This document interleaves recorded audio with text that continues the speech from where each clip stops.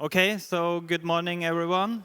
I hope you had a good time yesterday, and I hope you got some coffee and that you are ready for this morning session. We have some great talks for you. So just a few things I want to say before we start. So we still have the feedback box here, and please leave your feedback in the box. And we really appreciate everything we get in the box. It helps us plan next year's conference. So we have there's another conference in Oslo in a few weeks called Mobile Era, and they want to give away one ticket for their conference. So we are going to put a bowl on the stage, and if you want a ticket for the conference, please leave a note with your name in that bowl, and we will draw a ticket for Mobile Era later. So we still have some sponsors in the back. If you haven't talked to them yet, please use the breaks and go and talk to them. We have some great sponsors, and they are really helping us to make this conference happen. So big hand for the sponsors again today.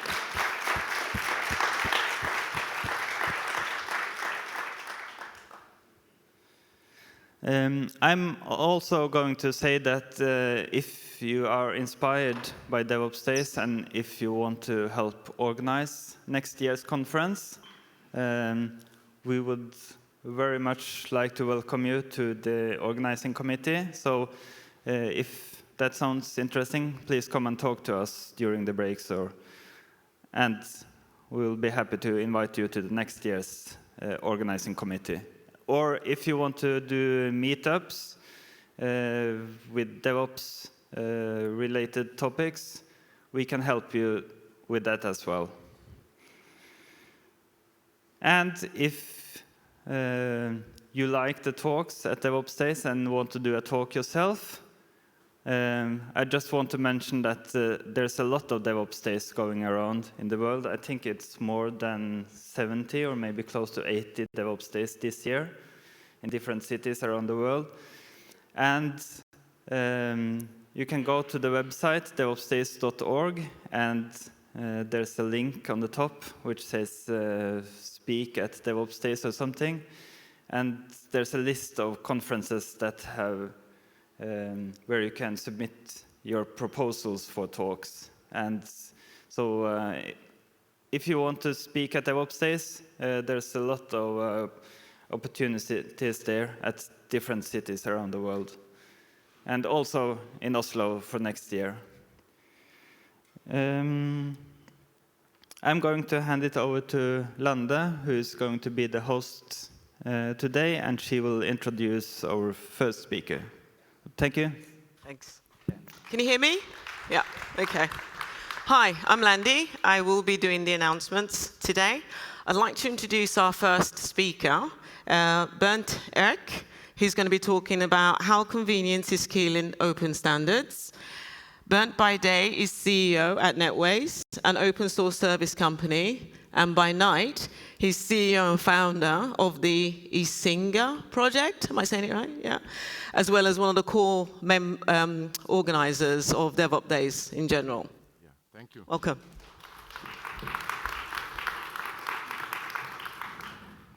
Okay, is it on? Yeah. Good morning. Excited to be here. To wake you up a little bit in the morning, and I talked about that a lot. I try to summarize modern IT strategy in 2 minutes for you, which you hopefully enjoy. We need the sound. ¿Qué? Ve por la paellera. Venga, que las 2 de la tarde ya están aquí. Miren, bañador. En las chanclas. Todo despeinado porque no me dio tiempo nada ponerme las chanclas y el bañador. Voy a la playa, había subido la marea.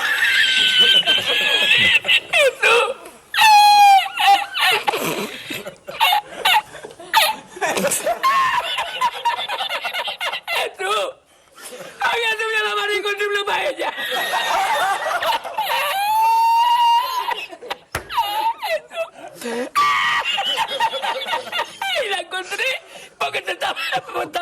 era agarrar, metí entre las piedras de chipiones del faro. Y cuando entro en el restaurante me ve el cocinero con una paellera y adentro la 20 paelleras.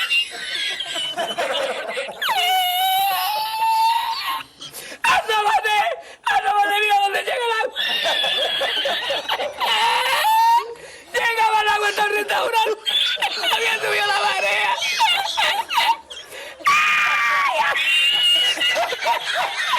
Jesús, hay que hacer ahora con los 2 sacos de arroz. ¡Ay, llama para Sevilla! ¡Llama a Sevilla que traigo paella!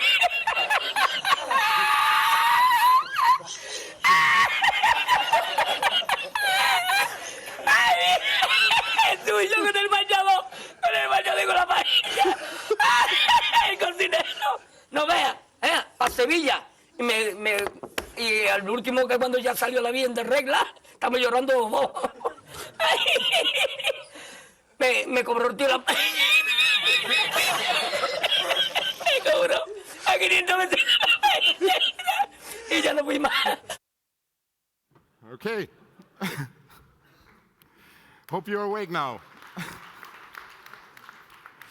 You can find it on my Twitter profile if you want to share it with your colleagues. Okay, now to the real talk. So how convinced is killing open standards? Yeah, this is who I am. I work for a German-based, Nuremberg-based company named Netways, and we're also doing iSinga, the monitoring software. I'm heavily involved in the DevopsDays movement, which I really appreciate being the first time in Oslo this year. And you can find me on Twitter using gethash if you want to. So where's my background? I started as a Solaris admin. If I told that the young apprenticeship in my company, they say grandpa is telling war stories again. So I started, like, I don't know, 22 years ago at a big reseller at the time in Europe, which is now broke. I came into the Oracle DBA business for some reason. I think the reason was there was nobody else in charge to do it. And then I ended up in an open source company about 14 years ago. And there's a pretty much high chance I will retire there. Means I'm 42 now. If I don't go tomorrow, I get no other job. And I really like it there. So I love my job, and there's the reason I will stay there. So what's my motivation for the talk? So why I'm trying to open your eyes a little bit or getting into my perspective for the open standard stuff. I think one reason is I'm old, because I think when you are in that industry for a couple of years, you learned and accept that there's a new hype coming up every 5 years where everybody tells you this is the new thing and everything you learned before is crap. And we as an industry have a very big talent in reinventing all the time everything and forget what we have learned before, which is the engine of our industry. So in some point it's good because we make money out of it, but in some way it's stupid that we forget everything we learned previously. So I'm a little bit curious about what we achieved perhaps 10, 15 years ago, where we are heading now. Another thing that, of course, when I was younger and when I started, and I remember when I started in the job, I came from the Windows PC because that I had at home for gaming, and then we were one of the first customers who bought an E10K. If somebody knows what that is, like a big Sun Solaris machine. And they said, oh, you can use that machine, you can be super happy. And then they open up a terminal for me, and that's it. Like, it's $1 million machine, and I have a terminal, which I was not able to use VI at that point. So it was like, it was frightening, it was weird that way, but we were super excited in learning new things. But at the time, we still had like a host department, mainframe with COBOL and assembler. And in the Solaris team at that time in the company, we were the total hipsters because we had the Solaris and the Unix stuff and all the things. And we just wanted to do something great. So we were super excited to build something. But a problem that we had just like a dual vendor strategy at that point. And this is not a real picture. So what we had at the company was Sun, and it was like HP. So 2 of these systems and the software provided for the platforms we can choose from. That is what we had. So we had big goals. So the IT department came up with a lot of things we should build on. E-commerce was the thing at the time where we just start to have our own web shop and all that stuff. So we planned accordingly and tried to get things done on our platform. So what we wanted is like having a great architecture where we build out all our stuff. And then what we did, because there was the only choice we could do, we went to our vendors. And I remember whatever meeting we had with like the HP folks or Solaris folks at the time, they had a software for it. Whatever problem we had, there was a software they had. We said, take this, it will solve all your problems. And compared to the plans we had, this is where we ended up. So it was just a mess. So we had a good plan how to do it. And every time we tried to do something in a good way, we made it even worse, like fixing that software together we were heavily bound on, which is so cool that we have a German word for this. It's named Verschlimmbesserung. So Verschlimmbesserung means making things worse, trying to improve it. One of the, I think, most important German words you can learn. So it was really frustrating because we were really trapped in that world, in that ecosystem where we had like a couple of platforms available and the tools, and we were really super unflexible in the way how to move forward. So we had more ideas and more needs and wishes and everything to do, but we could not solve because there was no platform for it. And standards were a big problem and were an issue at the time because there was kind of standards in some way, and one thing which is like made a lot of things possible at the time were the POSIX standards. And POSIX, for example, defines that a Vim is available on the platform, how we deal with a file system. So the basic Unix things which also then Linux took over. And that was super important because at the time, the GNU tools that were coming up. So Sun Free were the platforms were super hype, where you get all the cool stuff, open source stuff available on your commercial system. And that was a change for us. So the GNU tools itself gave us the power to work with open source and our, let's say, vendor login boxes. And it was just fantastic. Even if you compare it to today, perhaps it's like, it sounds super lame, but it was at the time, it was really, really cool. Like being flexible, getting new software in, and the POSIX standard made it possible. And then Linux came up. So Linux was not allowed in the company at the time. Still, the web server was running in production on Linux under the desk, because on the Solaris system we didn't get it to work. So we started, I remember we had one guy we were laughing because he was compiling kernels the whole day. That was pretty much his job, and then I forgot something, I have to recompile it. And at the time, I never thought that Linux is being successfully. Perhaps next year is the year of the Linux desktop, but apart from that, now Linux is a standard we don't have to discuss. And it was just amazing because from that Solaris H2X, we come to the Linux world, and that was just an eye-opener. What's possible? It means you had like 100 of CDs, a lot of trash, but there was so much software you had access to. It was free, there was a large community, and it was really fantastic to move out from like a vendor login infrastructure, software and hardware vendor field to that open world where you can run your Linux on your PC. So there was a lot of diversity in tools. You came in touch with other people on IRC and all that stuff, so people you never talked to before, and it was just fantastic. So for me at that time, that was like was mind-blowing, coming out from the trapped environment and have all that freedom of choice to do something else.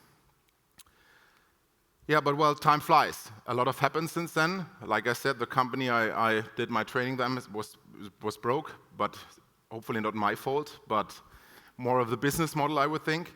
So where we are now, perhaps I think it's not as bad as the picture looks like where we are now. It means we still have fire and light up there.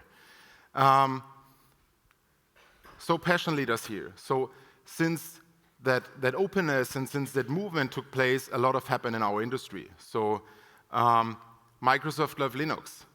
Means nowadays, like publicly accepted. Now we get it. They bought GitHub. It's fine. But think back 10 years. Nobody could imagine that at some point Microsoft is going down that path, and they do it because I guess not they want it, because they need to do it because the market is forcing them to do so. And I'm happy about it. Don't get me wrong. But if you think back, it's really hard to imagine that it will be that way as well. We have more open source than ever. So we have so much open source out there in the ecosystem, on GitHub, on all the different platforms. So there's a lot going on in the open source world.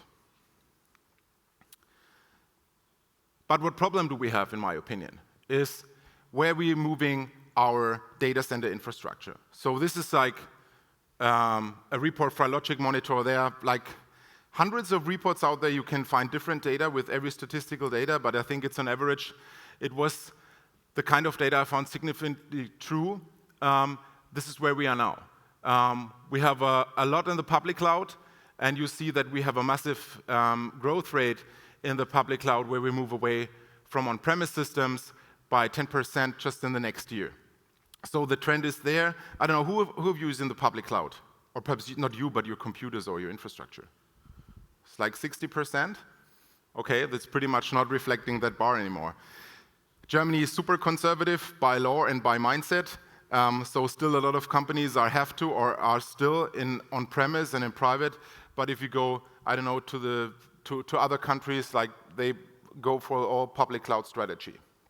Then you can say, okay, this is the time. This is how it is. We're moving forward. People like sell their on-premise stuff. We had an interesting Ignite yesterday about like power consumption and how we can save power if we use like centralized resources, which makes sense in my opinion, absolutely.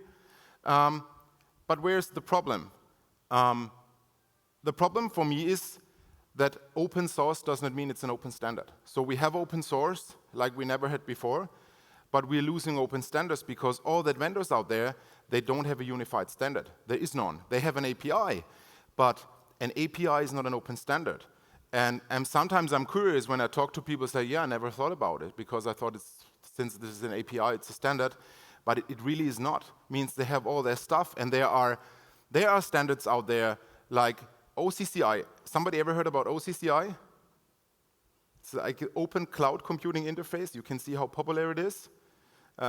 Nobody cares about it. It's like at some point they try to create a standard how like you start virtual machines, how you manage your network and resources and all that stuff. But it was not fast enough. Like standards are slow because they need some time that you need to align on. You would need people get together and find a good way. So it's super hard to get people on board for a standard. So what we have now is a very unbalanced market. And compared to the first one, this is the real picture of Seattle Airport. If you go on Delta check-in and you're working for AB, you can go there. Otherwise, you stand in line and wait. This is reality now for airport, but I think in some way it's true for the internet as well. So the unbalanced market is my point I would like to make here. So what we see is like the biggest growth rate currently in public cloud environment is Azure. I don't know exactly the reason. My opinion is they have the strongest sales expertise and the strongest like customer base, which is the big advantage compared to Amazon. Because they know pretty much every like small, medium CTO company. They played with him golf, or they just have the business relationship. I think for Microsoft, it's just easier to enter that market and get new customers on board. That's why I could imagine that Azure is outgrowing Amazon in 2 to 3 years. Nobody knows, but I can think so, that Azure will be keeping up with that. Then we see Google at some point, and then we see Alibaba is down there. Some others, but I think they are not really relevant. So we have, and I think we are heading towards a market where we have 2 to 3 big competitors like sharing the customer base. And it will be at some point, like in telecommunication, just a market where you try to pull customers from the other environment to your environment, like helping them or paying the migration for them. Still, there is a lot of customers to get in the on-premise market. You can soak in the cloud. But at some point, there's like everybody's in there. There will be a more competitive fight for new customers and to get them on board. So this is where we are currently, 2019. Perhaps this slide needs an update next year. Of course it does. So what is the problem then? There are no standards. So in all that cloud environments, there are no real standards. They all have their own API. They have their own stuff. You work with it. They at some point have their own tools you can work with. And there are tools to solve that problem. For example, Terraform, which, cheers to Anton, which is like my Terraform #1. Terraform is the most popular automation software on the market right now because it fills that gap. It fills that hole between there's no standards. Even if you played with Terraform, you know that you can take exactly the AWS definition and put that to Google Cloud. So you have to do your individual things. But Terraform like fills that gap between having kind of a standardized way to talk to their cloud resources, which is one of the reasons it's so successful. And it has a big impact on open source. Because imagine the revenue model a traditional open source company has is usually that they have some open source and then they have like an open core model and an enterprise module or whatever. So it's important for an open source company, which often open source, let's say in the old world, was heavily related to open standards because they try to work together and try to be successful with open standards and need some money revenue. In the new world, this way is cut off. Means if you buy your MongoDB database at Amazon, there's no single dollar, euro, whatever MongoDB can make through that business because like the revenue stream is cut off where previously customers bought an enterprise license at MongoDB, which make them able to pay their people and keep their business on top. There are good and evils in that field. There are different ways to do it. So for example, if you buy an Elastic service at Google Cloud, they buy a back support at Elastic, so you have still the single interface. You can open up a ticket at Google, and they give Elastic money for using their software, which is the way to do it. I think there are different ways to do it. I'm not saying I know the best way to do it, but I think at some point we have the responsibility in the industry that everybody in the chain who is producing something has a chance and a right to get his shares at some point. And this is not true anymore because that market balanced away, and also the software providers and the software creators are encapsulated by the cloud software, that they have a low motivation even like investing in open standards because the user itself doesn't see it anymore. Means imagine if you have a not standardized API you use, at some point it's totally unimportant if you use open source software underneath because you don't know. It could be like a heterogeneous piece of software because you're using just an API, and if it's like an open standard, open source, it's getting more and more irrelevant in the future. So where it leads us to? It leads us to fear and protection in the market. So a couple of open source companies have a problem or figured that they have a problem in the future and came up with different ways to do it. For example, new licenses like the Mongo or Redis, they brought up new open source licenses which prevent public cloud companies to use their software in a specific version. I don't know if it's good, and honestly I don't like that now everybody is coming up with a new software license. But in general, I get the problem that companies try to figure out a way how can we have a sustainable business model in the future, because right now we live from that specific enterprise customer who gives us money, but the connection to that customer is cut off. We don't see that customer anymore. We're just having something else who is absolutely having the power, also developing the product away from the standard, which is also happening, that you see that specific open source and open standards in the cloud are like modified in a way that it's even harder to pull your data out, even if like pulling data out is crazy expensive. If somebody ever tried to pull data out of the public cloud, it's crazy expensive.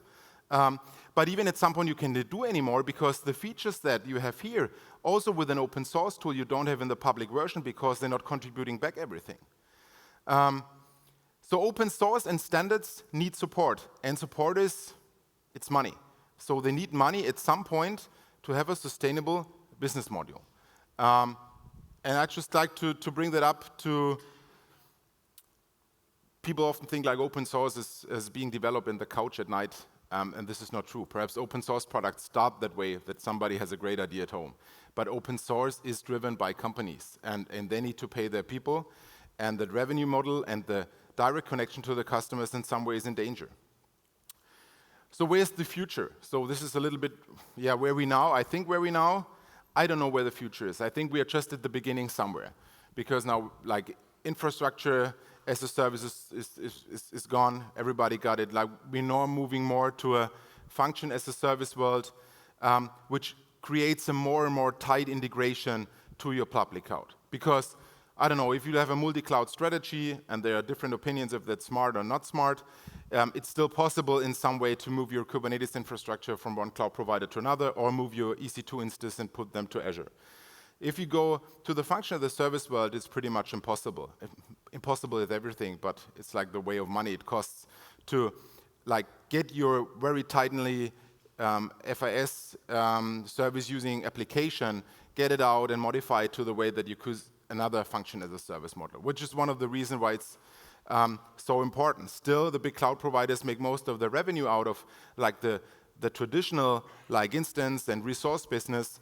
But I think, and what I don't know, everybody's in like a bubble. If you go to the DevOps days, you are in a bubble. If you go to another conferences, you're in the bubble. But if I try to learn and if I read through and I look where we are going to, I see that a lot of people who are in the public cloud are seeking for more and more also try to use the function as a service business, that they don't have to take care about their own like message bus anymore and just use the standard provided service. Is it all bad? I don't know. Means I have the discussion often, even like not when I'm talking about it here, but when we talk in the company with friends or something. Is it all evil? I would say, well, no. It's just a question how much risk and what you see in the world. So convenience, and the convenience we have with an iPhone, and I'm sorry, I have one too, is a risk. It's a risk because you are locked in a system. If you have an iPhone and you buy your apps and you go somewhere else, your money is gone because it's in the App Store. And it's the same with the public cloud. So it has a lot of advantages, and it has a lot of ways. And even if I have a startup company, if I have a great business idea today, I would probably not hire 2 ops guys, ops folks, and would like to, I don't know, order a data center area. I would just use some web services that I can start quickly. But I would also think like login is a risk too. And my impression is on the market that we don't see that risk anymore, or a lot of our industry don't see that risk. Where does it bring us? Even like traditional German companies, I know like big enterprises sold their whole data centers, moved everything to AWS, and now they figured out that their applications do not run there. Now they rent their data centers back, pay double amount of money, which they paid previously, because they thought it's the best way to do it. And I think the risk analysis at that point, and I think we had that yesterday, that risk analysis doesn't make sense. I think you're talking about that.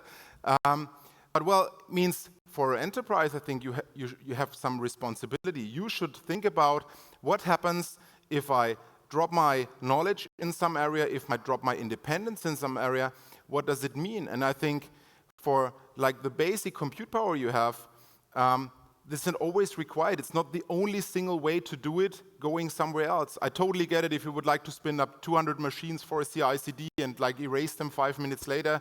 Public cloud is perfect because it doesn't make sense to have the resources in your data center. But for the basic workload, is it really the best way to do it? Is it the only way? And I have the feeling that our industry is kind of afraid, like with the Kubernetes hype train. We have to do it. If we don't do it, we miss it. We miss the chance. We have to go. And I think, yeah, perhaps you have, but you don't have to. So you can think about other opportunities which can be great for you. Again, slowness is a risk too. So if you have a great idea, like I said before, and you build up your own data center stuff and hire your ops folks, it's of course also a risk because it doesn't help you if you have a great open on-premise infrastructure and your idea is gone because somebody else is going up with that idea anyway, then it does not help you that you're thinking very smart about risk and vendor login and all that stuff.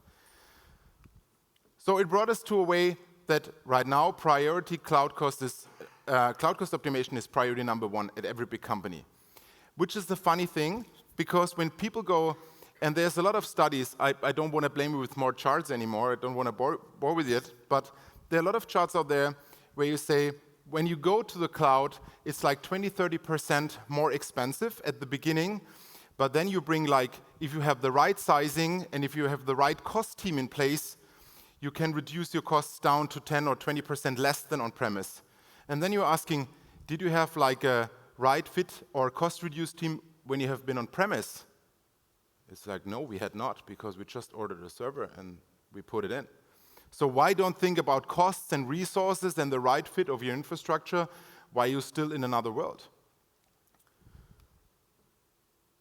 Pricing, another good thing. So if you talk about the money, the argument is always like, it's always been cheaper.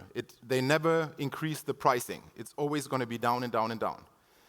But now we are still in the phase where like the public cloud providers are soaking in customers, and they don't care about the standards. They want to bind their users to their API into their infrastructure, which I get it, it's the business model, and it's way more than smart to say use more functions and use all my stuff that it's even harder for you to go out. But pricing in an oligopoly is tricky at some point where all the customers are shared through their providers. So think about a dose of insulin in the United States. In 2006, one dose of insulin cost about $67. Now it costs $285 because only 3 companies are controlling that market. And there are a couple of great episodes from John Oliver last week tonight, you can look into it. It's crazy because the market is not controlled, pricing is not controlled. There are only 3 vendors on the market that provide insulin, which, by the way, costs like $0.50 to produce. They make a shitload of money, which ends up that people die there because they're not able to buy their dose of insulin anymore. And this is not, perhaps you can say, okay, you cannot compare insulin to a public cloud pricing. But I can. You can see it, I can do it. I don't know if it's true, but I can. And perhaps in 10 years I was wrong, and you can think, you remember this old fart talking about that stuff? Crazy stuff. But perhaps think about it. And pricing in a monopolistic way is always the same. It's not related to like cloud or pharma industry or steel production or cars. Every time when a market is controlled by a couple of companies, it has a big influence on the pricing, on how they see their customers. It's every time. It's not a rule of IT. It's a rule of economics. It's like readable 200,000 times. So abuse of power comes by no surprise. So just think about if all that what we have now, which is like named the internet, is in control of 3 companies, where will we end up at the time? Governments are in place who control it. I'm worried, honestly, that all the B3 cloud providers are under control of one government. This is the German Bundestag, which is sometimes also crazy. But what happens now is like all the big 3 cloud providers under control of the US government. This is reality. I'm not bashing the US government, don't get me wrong, this is not today. But it's a thing, think about it. It's a sheep from Venezuela. So Venezuela was a couple of weeks ago was banned by an executive order in an embargo where cloud services were not able to serve Venezuela anymore. So for example, everyone in Venezuela using the Adobe Cloud, they had no access to their software anymore. They have no access to their data anymore because the executive order prevents American companies to serve Venezuela. If you are in a country where you're not able to get cloud services right now, you don't have a problem because you're not used to it. You never had a chance to use them. But if you're heavily relying on a cloud infrastructure where another government can like turn you off, sorry, but you're fucked up. Then you really have a problem. And I have the feeling that we don't see that concern. So we have to think about, we need a balanced market. I think we totally need public cloud. Don't get me wrong, absolutely. It is the future that public cloud, it's a commodity that I buy IT resources somewhere. But I think we have to make sure that we have a balanced market. Europe is so bad in like coming up with their own cloud ideas. So I don't know what we're doing. We're talking about Brexit all the time. I don't know why Europe is missing the chance to doing something. I know that somebody else said there are 10 reasons why we're missing the chance. But we have nothing. We are totally not part of that market, not of that world. And I think it's important that we make sure that we get a balanced market here again. So what can you do? So it means I talked about like 20 minutes now, what is, in my opinion, is like not correct. So be reasonable. So if you think about what you're doing, where your IT strategy is heading to, think about where do I need the public cloud perhaps? Where can I use a local IT provider, even if I don't want to do it in-house? I guess there are tons of good IT providers in Norway, or in Sweden, or in Germany, or whatever. Perhaps they can solve your problem as well. Perhaps they don't have the hot, fancy function as a service should, but perhaps you don't need it. So think about how independent would you like to be, and how important is the topic to you. Interoperability is super important. So try to think, what is required for me to be flexible with my environment?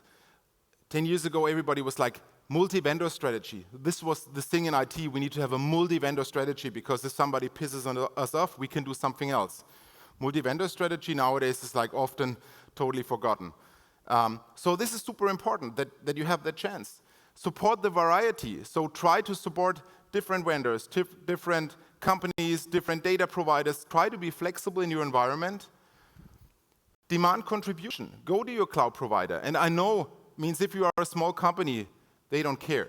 But if you have in a big company, you have influence, you have your account manager, and demand that they be part of that business and they participate in that world, and try to make sure that we have a sustainable business model, that we have open standards in the future, and we have a chance that the IT world can work together, even if it's like in vendor A, B, C, and even our smaller companies have a chance to contribute. Because at some point, like imagine the internet is a highway. If 85 or 90% of that highway is owned by 3 companies, think about how fast can you drive. With you small data center provider, you are somewhere, you get the small, you know the highways and the small street beside the highways? This is the highway you will drive because you have no chance to get on the interstate anymore because it's like, it's gone, the market is gone here. Doubt, at some point, because it always sounds like super fantastic, and it's the only way to do. So perhaps something like, okay, really, is it really true? Search for the opposite on Google. Don't search for why is it great, search for why is it bad. To not go into this self-service bias and see other things which can help you getting new ideas and perspective. Diversity is up to us, it's up to you. So we as customers need to demand what we want. We need to make sure that we have an open world. If it's important, perhaps we all, or you all figure out, I don't care. Fair enough. To me it's important, but then we have to demand it. We have to take action, and we have to make sure that we have these open standards and we have an open world where different systems can work together in the future. And I would love to encourage you to perhaps think about it for 5 minutes. That would be fantastic. Thank you for your time. Thanks.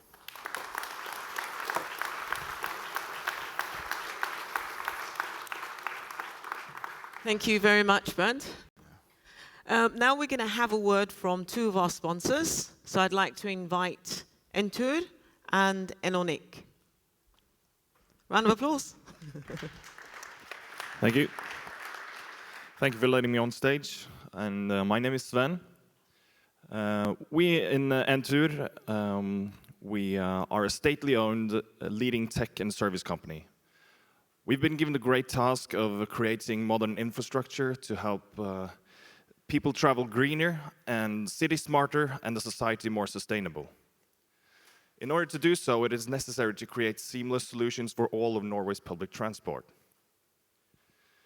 Through cloud first and open APIs, we're hard at work to create a platform for public transport that is rigged for the future.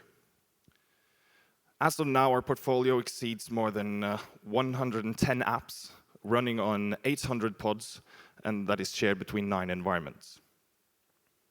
This makes it possible for us to push real-time travel data to any developer who may need it, with over 900,000 updates an hour. And it makes it possible for everyone to plan a journey in just a few steps. But this is just the beginning.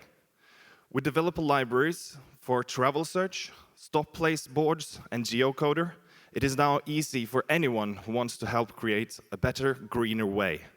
A way where the car is parked at home and where it is easy to travel together. If this resonates with you, and if you're curious about working with Entur, please come talk to us. We're sitting right down there. Thank you. Enonik? 1 minute. Hello. So my name is Thomas. I'm CTO at Enonik. We're located 3 blocks away from here. And we have a nice segue from the previous speech because we're an open source company. We make an open source platform. Runs in any cloud, any infrastructure. And now we're building our experience as a service cloud. So we're basically looking for people to come join us. And If you want to know more about Inonic, come ask me about Inonic Friday, where you can do whatever you want on Fridays. Thanks.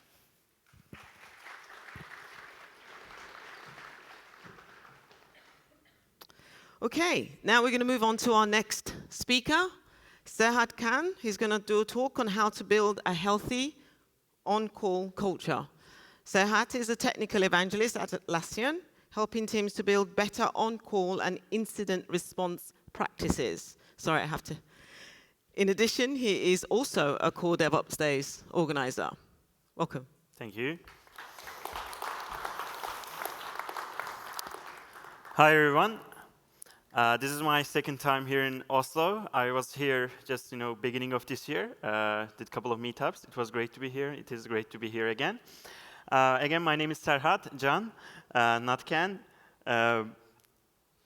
So I work at Atlassian, working with the Observability team within Atlassian. And I help DevopsDays global team as well. I'm part of the global team. I'm running different events in Turkey as well. So I'm from Turkey. I'm also an AWS community hero, but I'm a little bit afraid after Bernd's amazing talk. I really like the talk. So today we are going to talk about on-call. That's the topic that I'm really passionate about. And before we start, I'd like to ask, are you working in an organization that expects you to be on-call? Okay, like 20, 30%, that's great. And do you think on-call sucks? How many of you think on-call sucks? Okay, same amount, same people. Awesome. So I think on-call can be a big problem, but there are a lot of practical solutions that can make on-call better. And there are a lot of practices that we can employ, and we can use them to change our organizations to make on-call better for us and for our companies. And we want to reduce the stress of on-call for our on-call teams. And obviously, in all discussions, why is more important than what? Because why will help us make the right calls. So first, let's take a little look at why on-call matters. And I was going to give an example from public clouds, but I'm just going to talk about something a little bit more important. And like even yesterday, there was a DNS problem with AWS, and it brought down many people using like S3 for about 8 hours, for example. So these things happen all the time. But I'm going to talk about something more serious. So this incident, there was like two incidents in US. One was in 2014 on a June morning in Washington. So IT managers of 911, the emergency service provider, got an alert. So a man tried to reach out to 911, but he couldn't. And he was able to do it by borrowing someone else's phone. So they reported the problem, but no one responded from the telecom provider. But the problem only happened for this specific telecom provider. And the problem is only solved after 4 hours later without a response. And in another problem related to 911, just last year in 2018, emergency cell phone provider faced in a more serious incident. So they used this data center provider across different telecom providers for 911. And the data center provider had a big outage. And it brought down 911's E911, Wi-Fi version of 911, down for over a day. So it's a really big issue. It affects people's lives. It's not just, we are running a CRUD application that helps people, do some simple stuff. It's just, affecting people's lives. So on-call is important no matter what. But this is just an extreme example, and we know extreme examples from all cloud providers. They are happening all the time, but when we look at it, we fail all the time. Our applications fail all the time. So we need people who can solve these problems on-call. And obviously, if you can't go to the beach without your laptop and get up at 2 a.m. in the morning, on-call is not fun. There is no way to make it great at that point. And there is a research backing this up. So researchers from the University of Hamburg work with 132 individuals from 13 organizations. So they collected daily survey survey over a period of 4 days, during which they were required to be available during non-working hours, and during 4 days, which they were not. So they also collected cortisol level samples, body's main stress hormone, from 51 of them. And the results revealed that on-call isn't leisure time, and there are significant effects of extended work availability, even if there is no alert. Even if you don't get any alert, on-call affects you. Just, being ready, feeling that kind of stress affects you. And acknowledging this fact really helps us invest more in on-call and take actions to ensure that we put enough effort and money into on-call, into making on-call better for the sake of our health of people. And as a software development industry, we are doing a lot of things, taking great steps towards reducing this stress by making small iterations. Especially DevOps definitely helps. We start automating a lot of things. We use DevOps principles and toolings, and they definitely help. And this is a stat from Atlassian survey, which we surveyed like more than 500 IT professionals, and we found out that teams adopting CI/CD solutions, 57% of teams reports fewer bugs and outages. So this is a great step towards doing that. And the approach of you build it, you run it makes it even better. And it changed our whole industry. And we had a similar experience back then in Obsidian, like 3 years ago. We were like 15 people. And at that point, it was only 2 co-founders were taking on core responsibilities. Everything was fine. But then we started scaling our teams. We got an investment, and we wanted to scale our teams to 100 people. At that point, only 2 co-founders weren't able to know everything related to our applications. Our applications numbers were also increasing drastically. And at that point, they were also sick of basically getting up in the nights and maybe not knowing what to do at some point. So we started putting our developers on call as we're growing. And it solved a lot of problems for us. And I'm sure it will solve a lot of problems for your teams as well, especially if you have like one central ops team that does all the on-call work. It is not healthy for them. It is not healthy for your company or your applications as well. So let's talk a little bit about why developers on-call matters, why it is very important in making on-call healthier. So first, we have ever-increasing demands nowadays, right? Customers want availability, reliability, more security. It is just, they think that it should be already there. So we need developers who can solve these problems. We need people who on call as first responder who can solve these problems. Not, we shouldn't just page someone and expect him or her to just reach out to the right person, and it takes a lot of time. We spend a lot of time in the meantime. So developers are often the most qualified people who can solve incident problems. And another part of it is being on call enables developers experience the problems in the first hand. So they see the effects of compromises they make. They start caring about things like testing, alerting, monitoring. They feel the pain, so they start caring about what we call usually operational concerns. So often the result is, we have better instrumentation, monitoring, alerting, overall better reliability for our applications.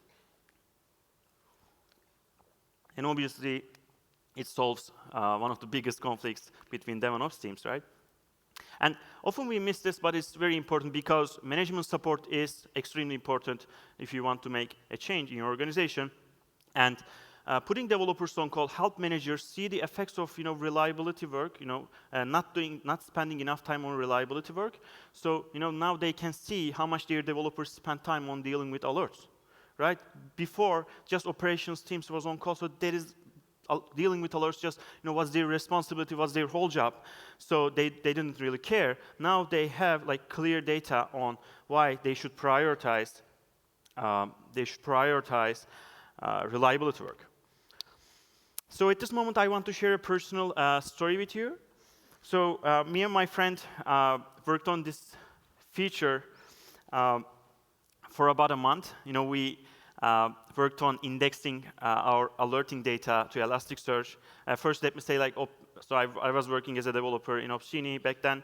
So Opsgenie is an alerting and on-call management solution, which means alerting page is the first page you see when you log into Opsgenie. So it's kind of a big deal.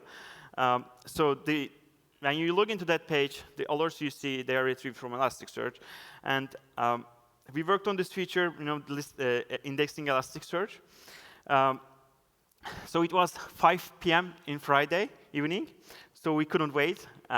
We were ready to ship with my friend. So if you are gonna remember one thing from this presentation, do not ship your code after 5 p.m. on Friday. Otherwise, you will have some problems. So we sent the update to production. Again, it was about 5 p.m., 5:30. So we look at the monitoring dashboards. Everything was looking fine. After 10 minutes, we were just about to leave, and we got some customer reports. Unfortunately, we couldn't get this with the automated monitoring. So customer success team gets some reports. They were able to replicate the problem. Problem was sometimes happening, sometimes it wasn't happening. So we didn't see it once we tried it, but they were able to replicate it. So they paged the alerting team. They knew the alerting team was responsible for the alerting page. So alerting team on-call person receives the alert. And they add me as a responder because they see which features we are sending to production from our Jira dashboard. And so I get paged as well. And we try to figure out what is wrong. We spent some time, but at some point, we decided to bring in the incident response team. Back at the time, we didn't have a lot of engineers, so it was basically a couple of senior engineers and co-founders. But we decided to bring the incident response team together because it was kind of a big deal. People were seeing inconsistent alerts, even if they were acknowledging alerts. They were seeing it's not acknowledged. In fact, it was acknowledged, but on Elasticsearch, it was not in the right state. So we decided to bring the incident response team. So we had this option back then to disable one of the clusters. So we had 2 clusters, and we decided to try it, and this stopped the problem. So, but at that point, we still couldn't find what was causing it. So we started debugging, and we found a bug in the code that was basically we weren't thinking about the async nature of Elasticsearch and just, writing to 2 different clusters without thinking about that. So we wrote the fix and sent the fix, but there were still inconsistencies because we already had some data, corrupted, let's say, in Elasticsearch. So we ran the data sync job, bring everything back into a healthy state. It was about 2 a.m. in the morning when we left our office. So now I'm going to share some lessons learned from this incident, as well as some of the lessons learned I learned while working with our customers. But it is important to know that, I love this quote from Andrew Kulesheffer. He's one of the initiators of all this DevOps movement. So you haven't really learned anything until you change your behavior. So I'm sharing this, but it would be great if you actually go to your company and try to make some of these a reality.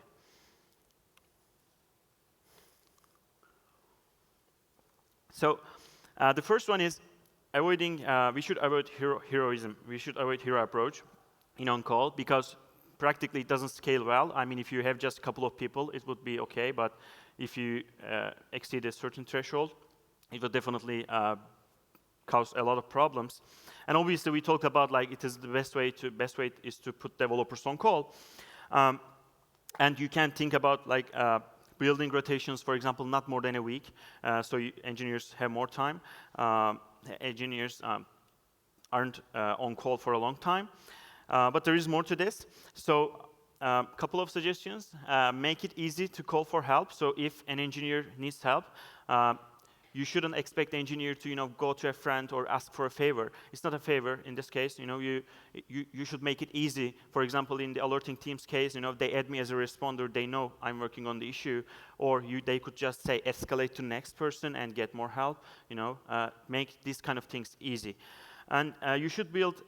So especially for critical alerts, you should build at least 3-step escalation paths. If on-call person on the alerting team isn't available somehow, we are all humans, so we may have something urgent, even if we are on call. So make sure that you have backups, at least 3 backups. So for a priority 1 alert, for example, we have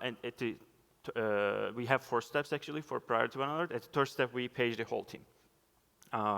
4th step, it goes to CEO, CTO, and the higher level management as well. One of the things we often think about is arranging development duties during on-call based on pager load. So at some point, we started getting a lot of alerts, and we decided to not include on-call engineers to sprints. So that is something you can do. If they have time, we expect them to work on alerts, make alerts better, make dashboards better, basically work on operations. So after some point, once our alerts get better, they had more time.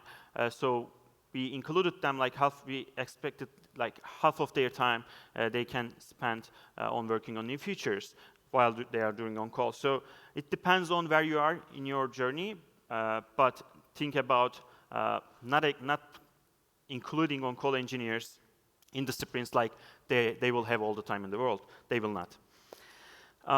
So one thing that we think is very useful is assigning on-call temporarily to the engineer who is making a deployment, because most of the time incidents happen after we change something, after we deploy something, right? So if, let's say, someone from alerting team is making a deployment, automatically you can just overwrite schedule and route all the alerts to related alerts to the on-call engineer, and it would help speed up the process, and you would able to reach out to the right person at the right time. So the second one is about alerting, and alerting can definitely be the best or worst friend of on-call engineers. And there is a great example, unfortunate example, but it's a good example showing how important alert fatigue is. So in 2010, a Massachusetts hospital patient died after alarm signaling a critical event went unnoticed by more than 10 nurses.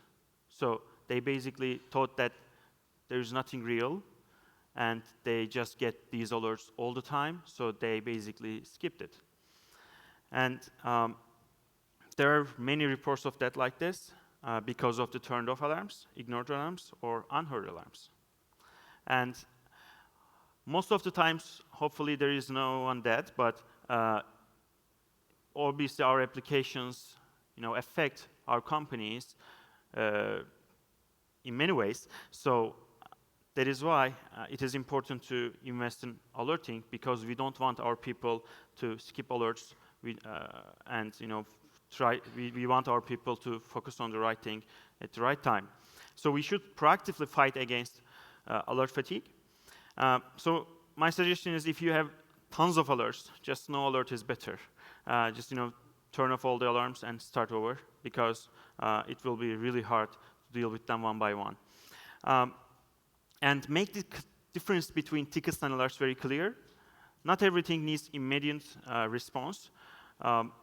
So we just make a table what is important for you, prioritize them, and for not urgent issues, think about maybe you can still create an alert and expect on-call engineer to work on them in the morning, but do not page them after working hours. And you can add context onto the alerts and make them more understandable. If you just say your CPU increased 100% or whatever, it doesn't help anyone. You should add more context and try to add, for example, logs onto the alerts, make it easy without changing between tools, make it easy to take one-click actions if it's possible, and add some runbooks to guide engineers on what to do. And also what we do is we try to identify and review repeating alerts. So if there is a repeating alert, we send a message to a Slack channel and report, basically say that this is a repeating alert and mention the team. So words matter, obviously, and we can talk about post-incident reviews, post-mortems, but if we are not acting blameless during the incident, it doesn't matter if it's just not written, obviously. So we should have this blameless culture, not just postmortems. For example, think about it, like during this incident that we experienced with Elasticsearch, if our co-founder come and yell at us, or if say something bad, again, it doesn't matter if he's not all these things is not written in a paper. We still be afraid. In the future, we will still be afraid of sending things to production, and we will still be afraid of making mistakes. So it is important to be aware of this.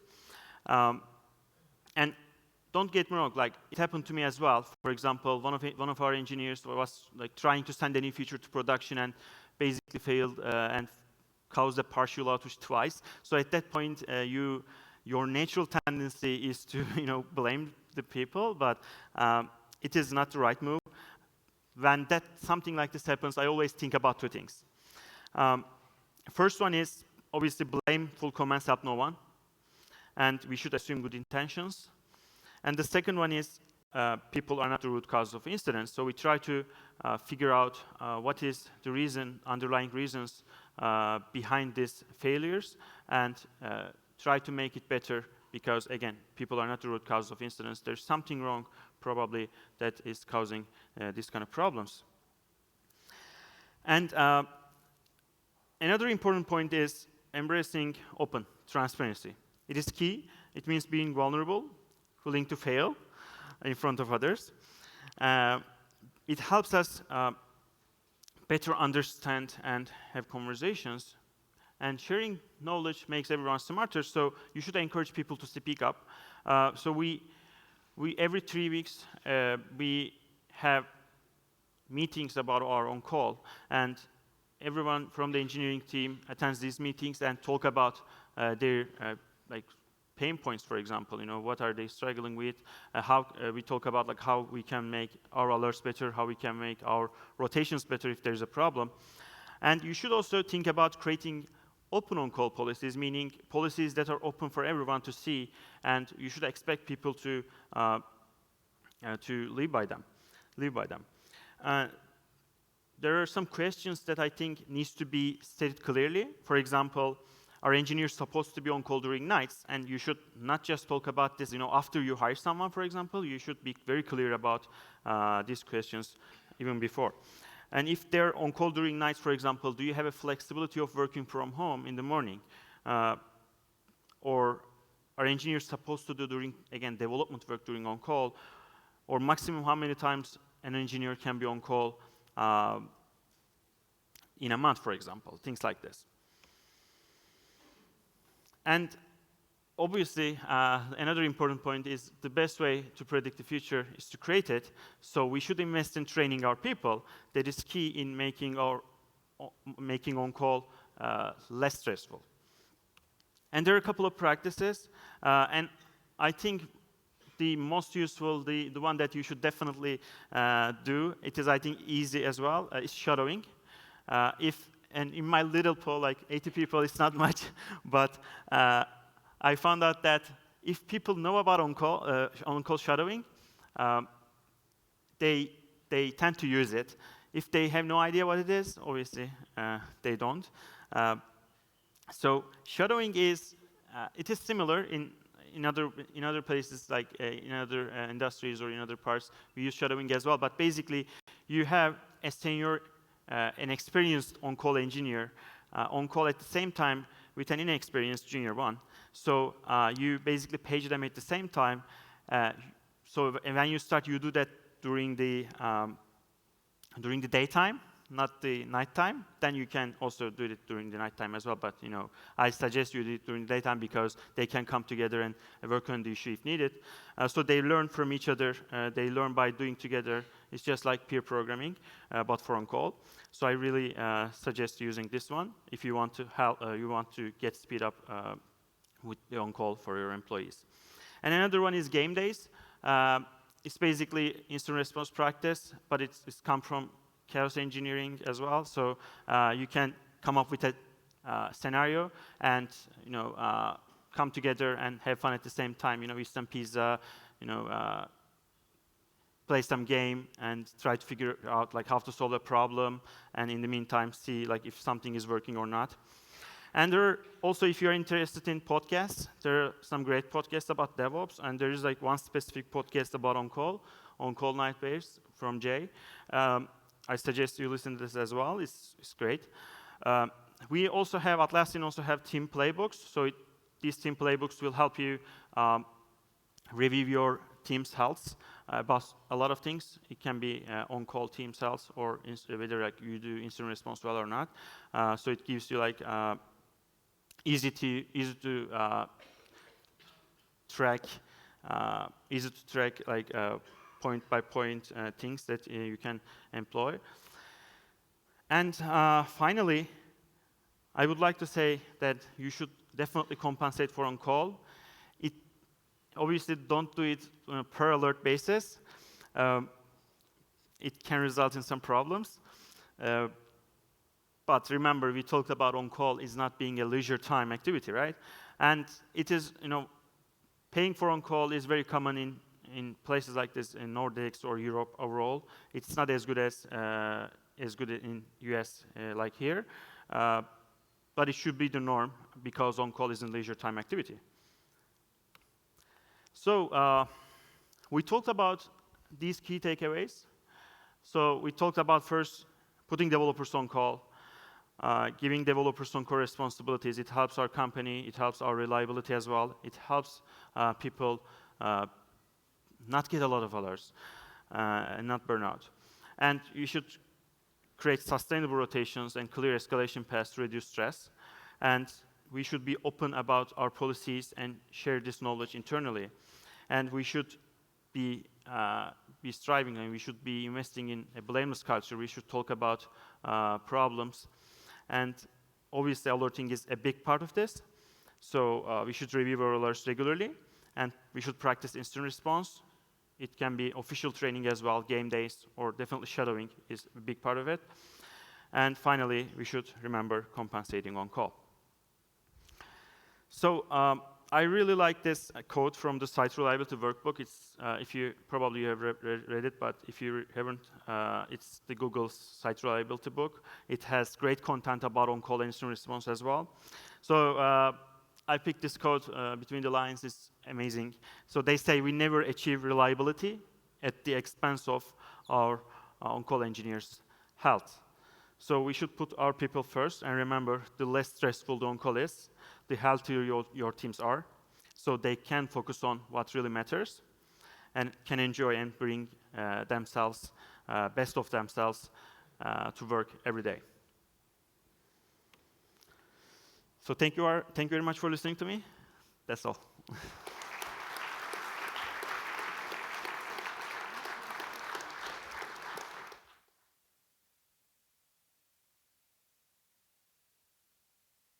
I guess we have time for questions. We have some time. Yeah. I will be here about 1 more hour, so if you want to chat about on-call, Atlassian, AWS. No? Any questions? Okay. Thank you. So now we're going to have a break, and then we'll see you back in your seats at 10:40.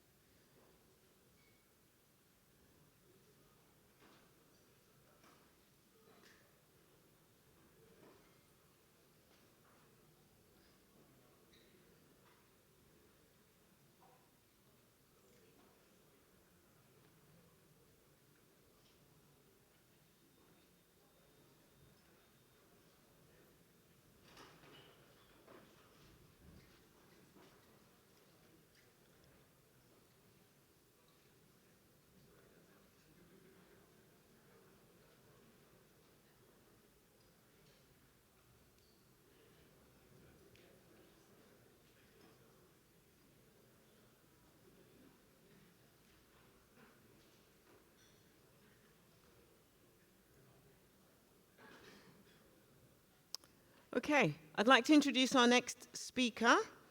We have Ramez Hanna, who's going to do a talk on observability at scale. Ramez is an operations engineer turned manager, where he is leading SRE observability team at Criteo. Please welcome Ramez.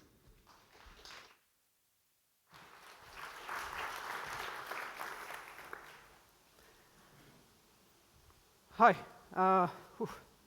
Always the first couple of minutes, the most difficult ones. Need to relax. So I'm going to ask a couple of questions just to get into it. So who here know what observability is? Raise your hand, please. OK, fair amount. Who has observability at their day job, or considers they have observability in a way or the other? OK, good. So some people know what I'm talking about.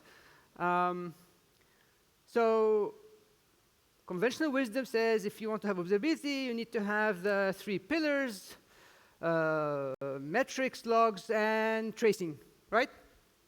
Well, no. And that's what I'm here to talk about. Those are tools. We can even say that they are one piece of the puzzle of observability. But this is not observability, because observability is about people and practices rather than about tools. And I've gotten ahead of myself, so let's do it correctly now. And I've calmed down a bit. OK, so my name is Ramez Hanna. I work for Criteo, managing the observability team, hence why I'm talking about observability.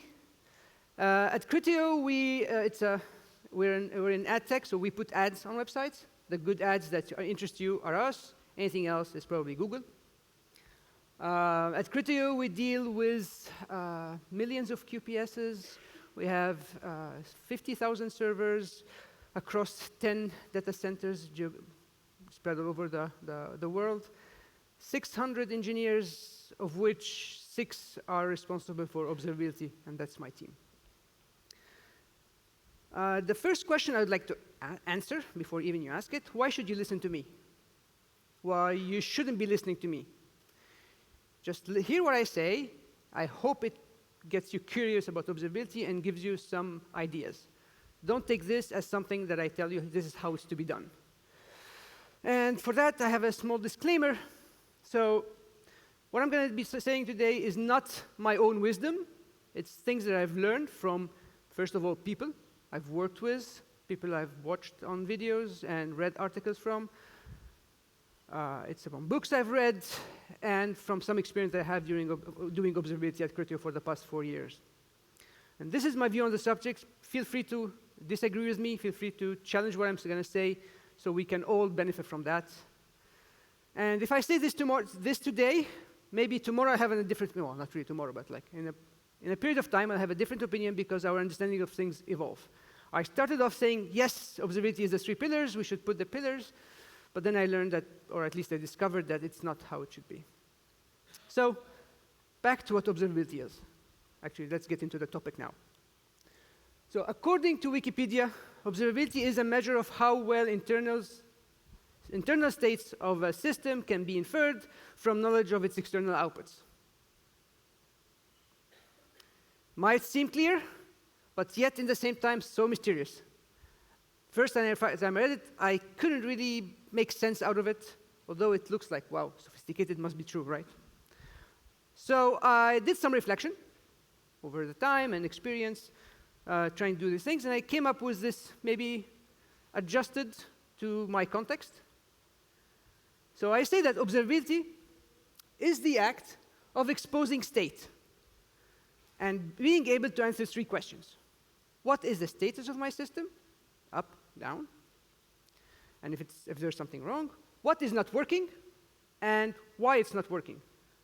So basically be able to look at some tool, or say dashboards or whatever it is, but some tool that will tell you, help you narrow down what is not working and why it's not working, so you can actually get into action fast and fix things, right? So let's look at this in a bit more detail. The first part about exposing state. This is about people willingly taking the action, conscious action of instrumenting their code to expose something, expose data, state, code, whatever, that will let them be able to inspect what's happening. And the second part is about answering those 3 questions, so understanding what's happening. So the idea is not to expose the things that you know about, so that if you know that if there's a DNS issue internally, then well, everything is a DNS problem always. But if there's a DNS issue, I want to check if DNS is resolving well, so I can, if it fails, I know it failed, I can fix it. That's what we call known unknowns. So we know about these issues that can happen. But observability should help you figure out or discover new modes of failure, things that you couldn't think of, that you couldn't imagine, but they happen in prod, because in prod everything happens, right? So observability should allow you to discover new failure modes, which are the unknown unknowns that you haven't thought about before. So how are we going to achieve observability? Well, I will tell you how you will not achieve it. You will not achieve it by only choosing the right tools or choosing tools. I like to have this, show this. It's like the 3 pillars that hold observability on top. That's not what's going to get you to do observability. Because observability, as I said, is about people and practices. Put any tool, the perfect tool for observability that will help you to get there, right? Put it anywhere. Let users use it. They will come up with ways of using it that were never conceived. People are quite creative in the ways they can use tools to do things, twisted things that were never meant. Why? Because when I have an idea and I see a tool, I will make the tool work for how I think about things. I will not change my idea just because of a tool, right? When you have a hammer, everything looks like a nail, right? So it's the same thing. That's why I'm saying that observability is more about people and practices. Once you have the right mindset, once you have the right practices, people think about the right practices, tools will just make this work. So what does the team, the observability team does at Criteo? We set out with a mission to help Criteo be successful. And generally, this is the mission of any team at any company. You're there to participate in the success of your company. No success, no money, no job. So you're there to contribute to success, not to create tools, not to run certain infrastructures. So our why is to help Criteo be successful, but our specific why is that we're ensuring teams are good at observing their systems. That's our mission. How we want to do that? We want to do that in an intuitive, observability should be intuitive and effortless. The what is everything else you'd like. So we'll do workshops, we'll write documentation, we'll create tools, we'll buy some tools, we're gonna do everything technical to get there. But the most important thing is our why, because this is what guides us to know why we are there, what we are doing. I always like to put anything I do in those 3 circles. I'm sure you've seen those before in many different presentations, but this is really the core of anything we do. This is you can also put observability and say why we have observability, how we want observability done, or you can talk about DevOps, you can talk about anything, right? So at Criteo, it happens that we run our own tools. But our mission is not to run infrastructures. Our mission is to work with people to get them to observe the systems better. So what we will do is that we will do workshops. We will go and sit with teams and observe how they use our tools and show them how to best use it. We will do presentations company-wide. We will write some tools for that. So our mission is not running infrastructures. It's all about people. And if at some point I actually looked at, okay, we have this infrastructure based on Graphite and Prometheus, Grafana, and lots of bricks. But what if I take all of this away and get a service from a SaaS? What happens then? Does that mean that I'm out of job? Should find another thing to do? We worked on that as a team with management. Well, the final decision was, no, we'll stick with what we're doing. for different reasons, some of them political, some of them money-wise, costs. But at the end, if we remove the tools, everybody understands and believes, yes, that we are still important because what we do is not infrastructures, but it's getting people to do the right thing, around observability, of course. Do you need observability team like we have at Criteo? We have the luxury. We have 600 engineers in the R&D and the technical team. So yes, we have the luxury to have 6 of those doing observability. But do every company have that luxury? No. That's for sure. So what should other companies do? Should we rely on people's best efforts? Maybe. What I've seen in some other companies is that they usually would have the platform team, or DevOps team, although I hate that word, or some sort of team that is responsible for everything below the code, so that's why I call it platform, and also they would be the ones doing what observability team would do. So they would make sure that people understand, they would just find the right tools, maybe get a SaaS, or even deploy their own thing, show people how to do it, from time to time follow up on that. The problem with that approach is these people, this team, is usually busy with other things, right? So they will get busy with the day-to-day, forget about observability, come back to that later, and don't put enough effort into it all the time. And over time, they never reach what they have wanted to do with observability from the beginning. Actually, my team also might suffer from that from time to time. Since we do our tools, our day-to-day is very difficult. Our day-to-day, we have systems to run, we have on-call, we have business, we have downtime, we have to make sure that things work on new features. So how do we solve this issue? I really enjoyed the talk yesterday about the championing. And what I started putting here as owners, you can just remove owners and put champions. I just didn't change my presentation. But the idea of champions is what I was actually trying to convey here. Whether you have a team dedicated, whether you have a team doing that as part-time, the best thing to do is to get an observability group of champions. They would work parallel to everything else. These people are the people that care about the subject. That's the whole point of anything. If you care about something enough, you'll be doing better than people who don't care about it, right? And since observability is all about people and practices, the work has to be done by people, for people. Okay.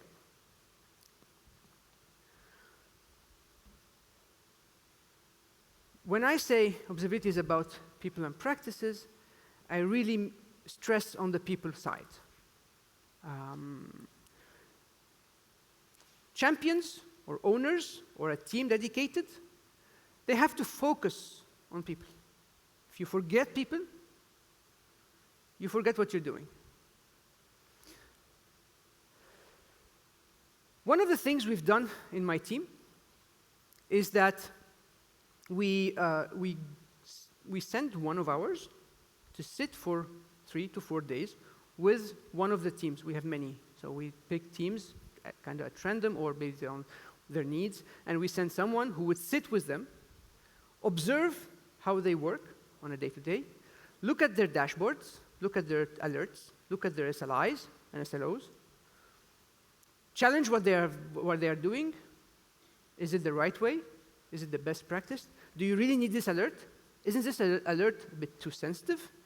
We know better how to make these things because this is our main focus. This is what we do every day, and this is why we are there. So this is what we spend our time on.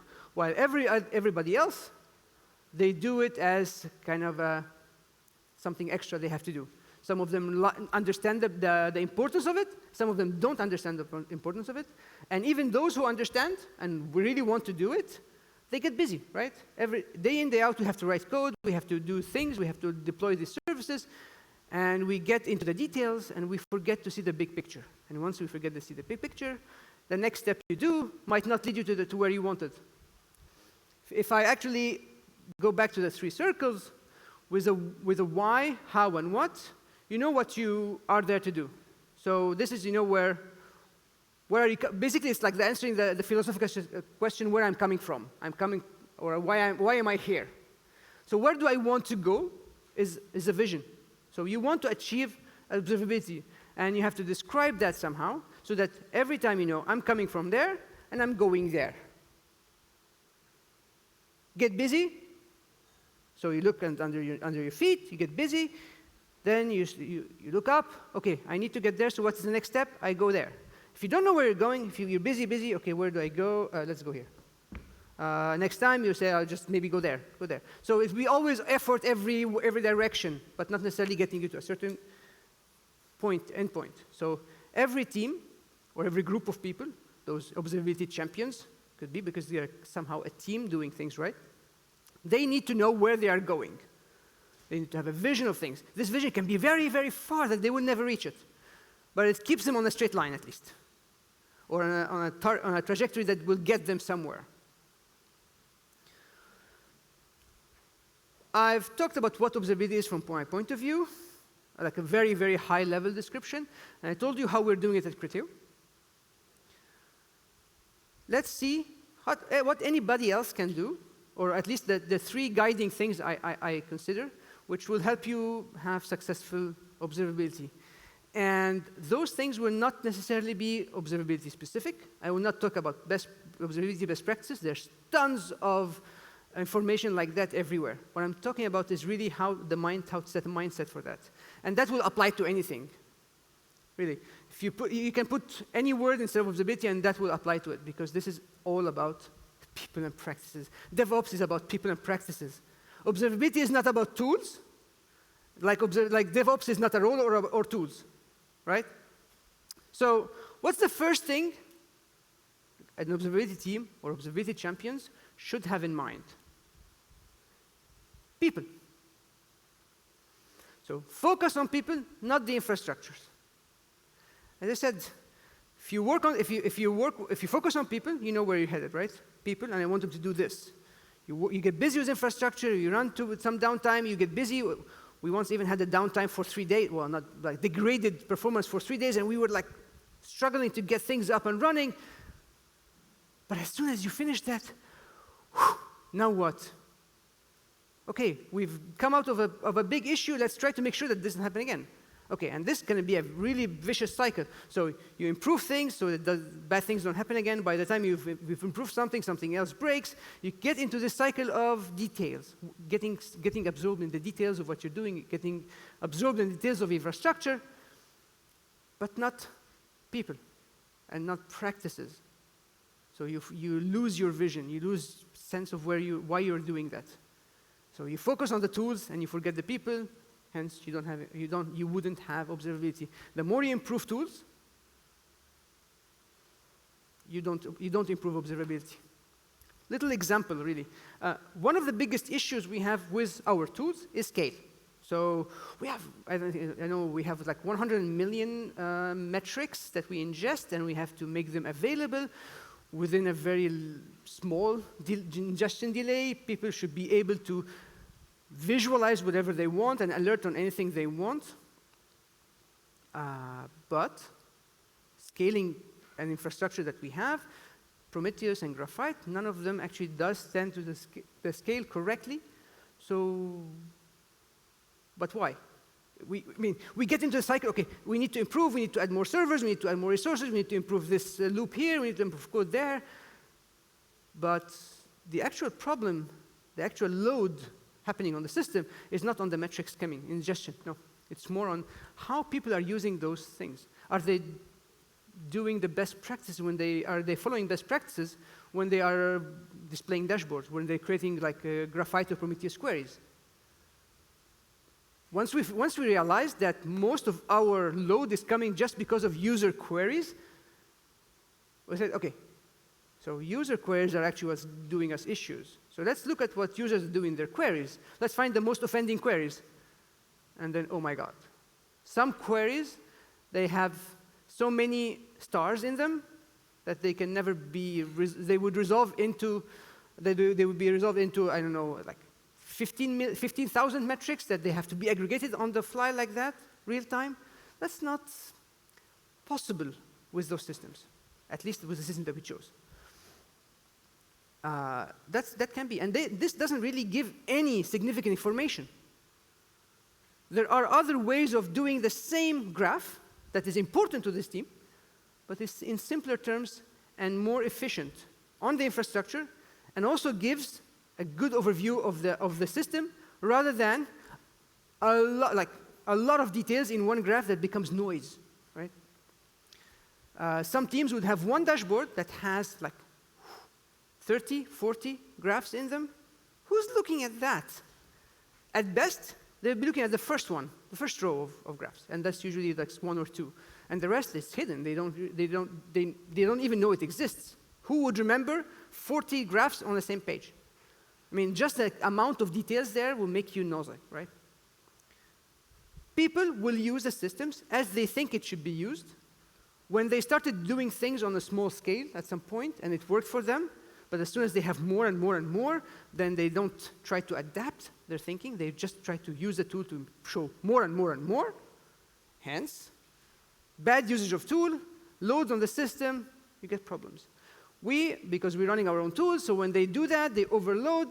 We have some degraded performance, sometimes even downtime. So that's okay, at least okay-ish.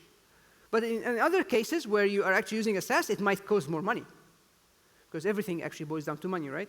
So in our case, money is not really, you cannot really say, okay, 1 hour of this team, because they're fixing a performance issue, equals that amount of money. So hard to put that as an argument. But if you're using a SaaS and you send too many metrics, that costs money. Some of the providers that I looked at for replacing our system, they would charge you per metric, or a bunch of metrics. Number of hosts multiplied by a certain amount of custom metrics per host, and most of our metrics are actually custom in that sense because they are all business metrics. So if one team starts sending too much, okay, the bill goes up. That can be problematic for smaller companies, or even for large companies. So the way people use systems is very, very important to address before addressing the tools themselves. So keep your focus on the people, keep your focus on how they do things, make sure that the best practice that you know about these tools are most important. Eventually, the second part about observability is about people and practice would be practices. So how do you spread practices? Well, you need to know what are those best practices, you need to raise awareness about those, and you need to teach them. Spread your knowledge, advocate. I try to find any words that can be nice, because I don't like evangelize, the one, because it's too religious, maybe. People think it's a bit more extreme. But it's basically about spreading knowledge. Spread this knowledge in your company. As I said earlier, we do presentations, we do workshops. We start with the Prometheus 101, Prometheus 102, considering doing Prometheus 103, where you go into deeper and deeper. So the more they understand what they're using, the more they understand how to use it better. And in all those examples, we show them how to best do it. And of course, we start by ourselves. When we started talking about SLOs, SLIs, SLOs, and SLAs a few years ago, the first thing we did, Observability team worked on their SLIs and SLOs, published those, explained them to everyone, and started inviting other teams to come and see and show us what do they think. How can they apply to them? Team after team after team today, almost all the teams at Criteo have SLIs and SLOs. Are those the best SLIs and SLOs? I doubt. Nothing comes out correctly from the first time, right? It's the first iteration. So we need to do a second iteration. We need to start doing more, adding more precision. When you have a lot of teams depending on each other, I mean, if you're talking microservices, well, at Criteo, we're not really talking microservices, but even if you're talking microservices, one service depends on another, depends on another, depends on another. How can you ensure at the end to your end user whatever reliability you're trying to show? How many nines? 1 9, 2 nines, no nines. Our observability platform inside Criteo doesn't have any nines, just 99. That's fine. Our users are okay with that, and these are all internal users. But we cannot do that for our end user on our website, right? On our platform. You would have to have more. But how can you ensure 2 nines if your infrastructure doesn't give you, even if your platform, if Amazon doesn't give you at least 3 nines, you cannot do 2 nines, right?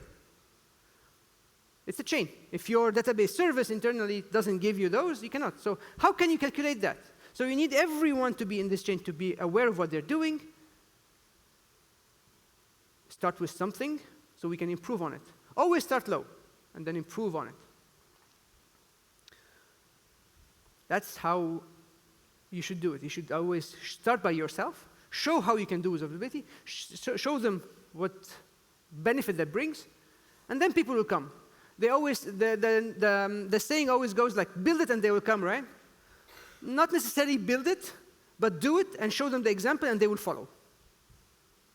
If you just go and preach something and you've not shown them that you yourself doing it, you can't. Everybody say, okay, good idea, but it's just theoretical, even he didn't try it. So always start by yourself. If you're a team, do it like we did. If it's a group of people who are working in parallel to the other, so they don't have a team, they can always find a use case, one team that is interested, work with them, get them in a good state where they can observe better the system and show the example to others and move on.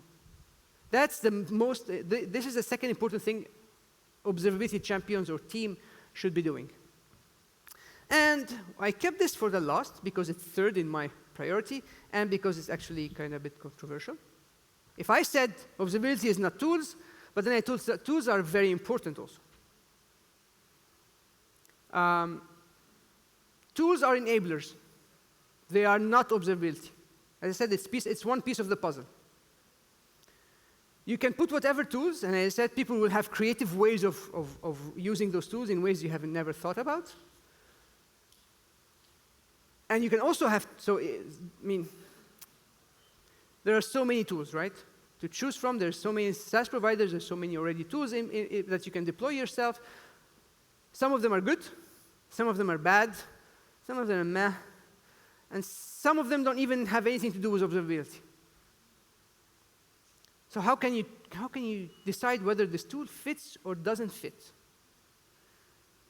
Does it follow the same principles that you have set for your observability vision? Would they enable, so for us, for example, we want observability to be intuitive and effortless.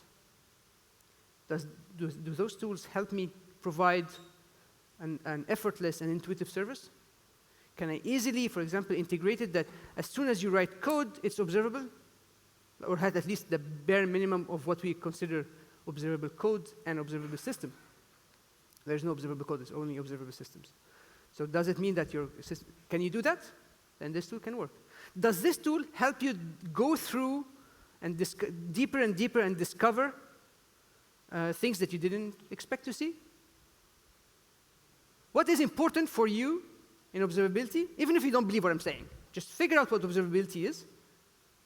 Find out what you want to be, what that means to you. Find a tool that follows these principles. And then this tool will be good, because this tool will enable you to do things.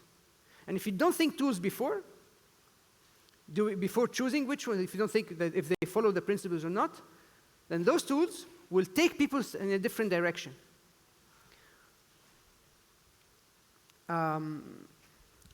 So the only tools that you get are the tools that will really enable people to do the things that you want. And you can, if you take the wrong tools, tools will, regardless of what you try, will impact culture in a different way. Well, people and practices, basically, we're talking about culture, right? And tools do impact culture. You can look at even like tools like Slack or any other chat. They impacted culture a lot. They enabled us to do more things asynchronously, remote. Remote wouldn't be a possibility today if we didn't have something like Slack, right? If the only tool for remote was email, that's dead. That's not going to get anywhere, right? Imagine like working at your, even in the same time zone, you send an email, you wait a couple of hours because nobody reads the emails like fast enough. And then an hour, you get the email, you respond. That's not going to work. So tools will help you get there if they follow the same principles, if they actually serve you, right? So let's finish up. So if you remember something out of this at the end, observability is about people and practices. Observability is not tools. Tools are just the enablers. And you don't need a team to do that. You only need people who care. That's it. Thank you.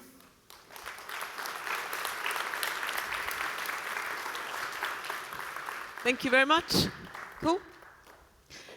So now I'd like to introduce two of our sponsors who are going to say something about their organizations. So if you could be round of applause for Finn and Pragma. Finn. 1 minute, yeah? Yeah. Thank you. Hi, I'm Marta Paciorkowska. I'm the infrastructure director at Finn.no. That's the place where you go to buy a house, or find a job, buy a car, and you can buy lots of used stuff.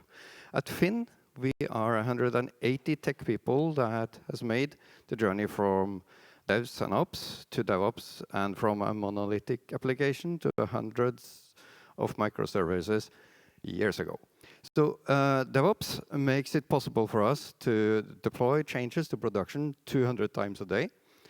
And DevOps is an important reason why we can run 1,500 pods in Kubernetes without much challenges. And DevOps is more importantly the reason why the company can focus on developing the services that we have, rather than focusing on dealing with how to deploy and release changes. But DevOps does not solve all our problems, and the activity level that has resulted has made our traditional relationship with on-premises vendor a challenge, so we are moving to the cloud. We are happy to sponsor this conference and to give back to the community. We have some graduate program and a paid summer internship, and we would love to talk to you at the booth behind, back there. Excellent, thank you. Pragma. Hi everyone, my name is Mike from Pragma. How many of you, this is your first time at DevOps Days? Okay, great, wow, so many people for the first time. I'd like to use my minute to get you to turn to the person next to you and introduce yourselves. So say hello to someone.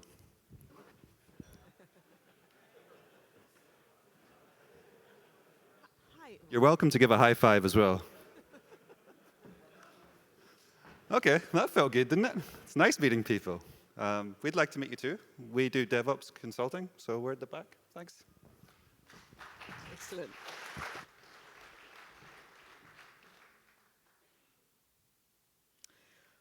Okay, so I'd like to introduce our next speaker, Ulf Mansson, who's going to do a talk on why infrastructure is still important. Ulf is a senior infrastructure architect at Volvo Cars, accomplished speaker, who's spoken at several of these technical conferences, so is a bit of an old hat at this. Welcome.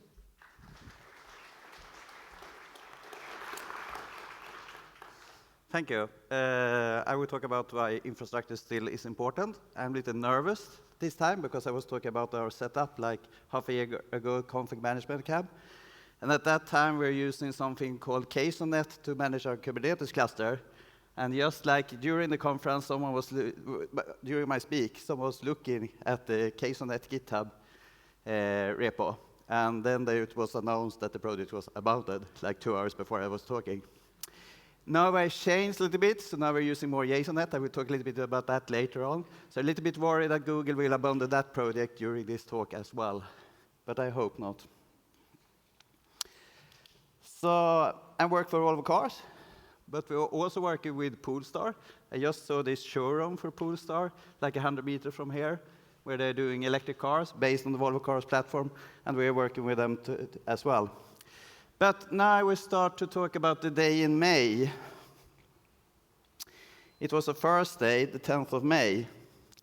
And I will talk about that we had a major disaster in our infrastructure that caused some minor delays for some users. And I will talk about why and go more into a case here. What it looked for, well, what we are doing is delivering different services that are supporting volvocars.com for external users in our team or my part of the organization. And we put up like a quite normal setup with clusters in different regions and with failover between those regions, and we're running everything on Kubernetes, or for that part, we're running everything on Kubernetes. And we're running like the same service in all different data centers. Then we started to do a minor upgrade of Nginx controller, and it worked out quite well. We had done it in test like a couple of weeks before. It worked out very well. So we started to do the upgrade, and a couple of hours after we have started the upgrade, it looked like this. The US start to fail, and the Asia cluster start to fail, or failed completely, and the Nginx controller stopped to work. Then we had that upgrade in Europe, so we still had that cluster. And also we're running on Azure AKS, and of course they're not supporting downgrading of things like this one. Immediately, you have to put a support case, and it will take a long time to do that. So actually what we did, we still had this cluster up and running, and this was early in the morning, so we didn't have that much traffic actually here in Europe. And what we had, luckily, or not luckily, but by design, we're using infrastructure as code or GitOps, and so we had all the code in our repos and things like that. We don't run in the databases or things like that in Kubernetes, so it was just pure processing. So we took a quick lunch, early lunch, just to discuss and get together what we should do now with this one. And then we decided that we should fall back to our disaster recovery plan, and the disaster recovery plan was to recreate all the clusters from scratch and with all the applications on those clusters. And thus we have everything in code, including the configuration of all the applications, including the setup in Kubernetes, all parts in Kubernetes and things like that. It just took like 1.5 hours, something like that, and then it looked like this. We had new clusters completely from scratch, up and running in the US, Europe, or not Europe, but in Asia. And also after a while, we had the queue and test cluster up and running. And the people involved in this incident, it was just a couple of us that are working like in an operations infrastructure team, tool team, could do this without interrupting the developer or like central service team or something like that. We could do it, we could handle all those things by ourselves. So actually no one realized that we have had this incident until we told the people afterwards about this incident, and then people started, oh shit. So, and by that the developer could continue to work, and we didn't have to get anyone in, all of the developers to focus on this one. Because it was. Also one thing is that we manage all the applications in the same way. Deploy application, we have a process for that, but I will go into that one. So it was simple for us from the operations perspective to put everything up. So this major disaster that only caused some minor delays for some user, why? It was not because of luck, it's because of design. We designed the system to be resilient. We designed with disaster recovery. We designed so it's easy to put those things up. We've also designed how you do deployment of applications. You have to do it in the same way. The configuration you're doing in the same way and things like that. And by that, it was easy, quite easy, to get this infrastructure up and running again.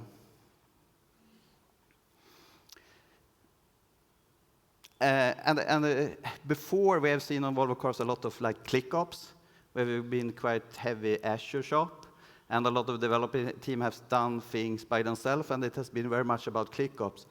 But now we're trying to migrate into like a more controlled environment where we have everything in code.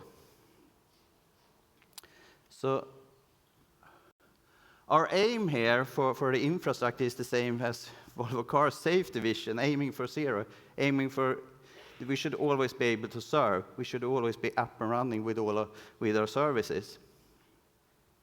In the same way as Volvo Cars are aiming that no one should be killed or in a Volvo car. That's the zero safety vision that Volvo cars has. So, a little bit about me. I actually I worked for Volvo like before, but like 2008, I joined a startup called Record Future, working within threat intelligence. It was sold this year actually for $750 million with almost 500 employees. When we started, it was just 6 of us that started that company. And what we had a very large and very resilient infrastructure. And we built it on cloud to start with. So like we put it on EC2, Elastic Cloud. So we put some servers up there and start to run. And then after a while, we're running out of resources on the service and need more CPU users. So we're looking for the way how you change on the instance the number of CPU or memory you would like to have. And at that time, we realized the cloud is not elastic like that. You have to work according to the cloud and how it works.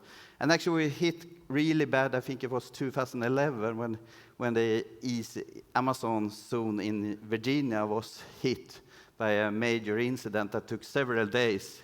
Maybe some of you remember that one, but our site was actually down for like 3 days or something like that. Then we start to understand that cloud is not that simple as we thought, and you have to build it really resilient and things like that. I worked with configuration management since 2010. Embraced DevOps in 2010. Actually, this T-shirt is from DevopsDays in Hamburg. I think it was the second conference, DevopsDays conference at all. At that time, we were discussing on that conference if we should have like a DevOps manifest or not. On an open space session, quite interesting open space session, but we considered that it was quite hard to do that. After that one, John Willis come up with the CAMS, Culture Automation, Monitoring, Sharing, and that has been like a small manifest for DevOps. I also organized the DevOps Days 2011 in Göteborg. There were a lot of people from Norway there. Maybe some of you were there as well. But actually, I met the first DevOps team in 2006. I realized afterward, because at that time, it was not coined DevOps. And they were not a hipster team. They were like, the average age was like 50 or something like that. But it was a mainframe team. And it was really interesting because they had several releases per week. They have a virtualized environment. They have automated all the stuff, the build pipelines and everything, and moving between test, QA, and production. And also they work really, really close with the business people. And all of that team, people working with operation maintenance and new development was sitting together. And they were really, really efficient in working this one. And then when I start to look at DevOps and start to think about that, I realized that was a DevOps team.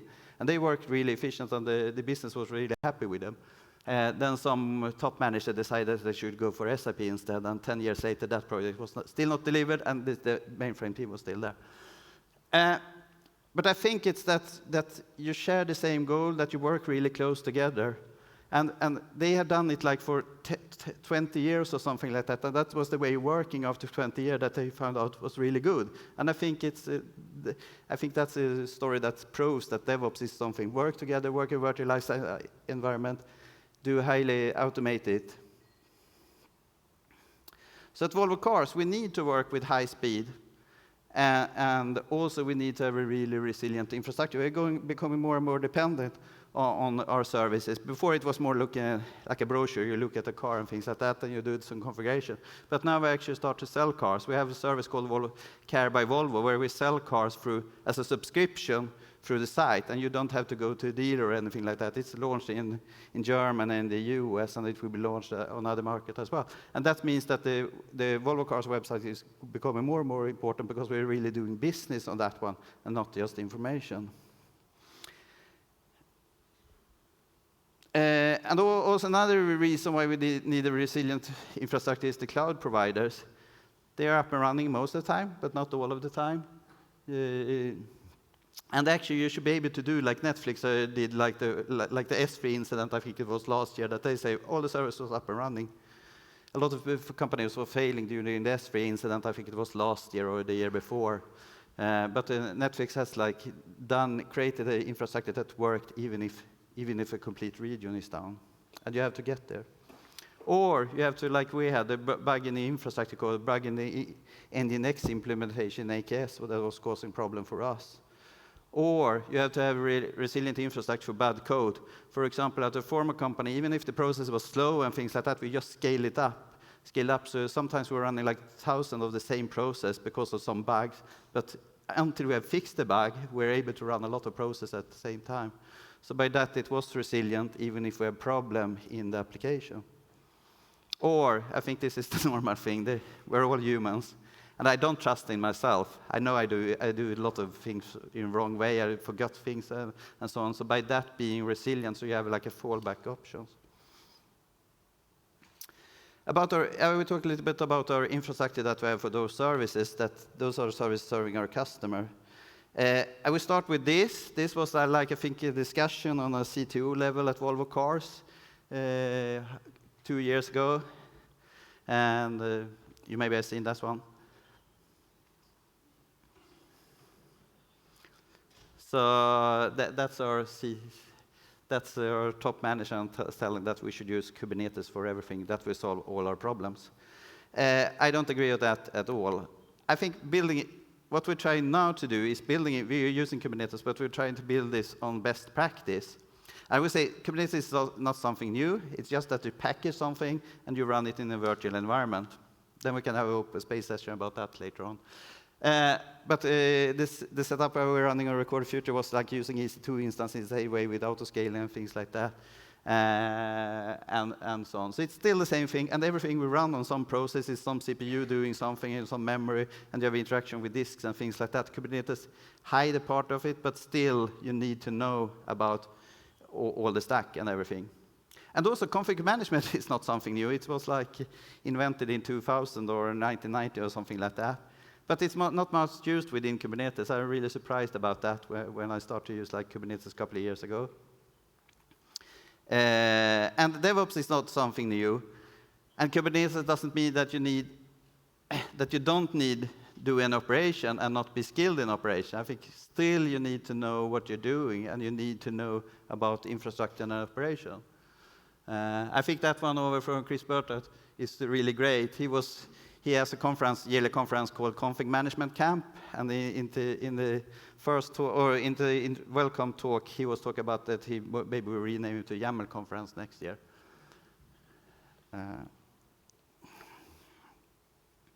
And DevOps is not about developer operate. DevOps is that you work together, developer operations people. That's really important, and to change the culture. We're trying to get the DevOps culture at Volvo Cars. It will take many years more until we're there. And also automation is really important, I think, to support the DevOps. There was some talk about this State of DevOps report, research by Dora. Really read it, and you get really good argument for doing things with the cloud, how you should work, and so on. And then you can like put it to management and show this is real figures behind those things, real metrics. And I think one important thing that they say, it's not that you use the cloud, it's how you use the cloud that has an impact. And there you can see you will get much more performance from your organization if you use the cloud in the right way.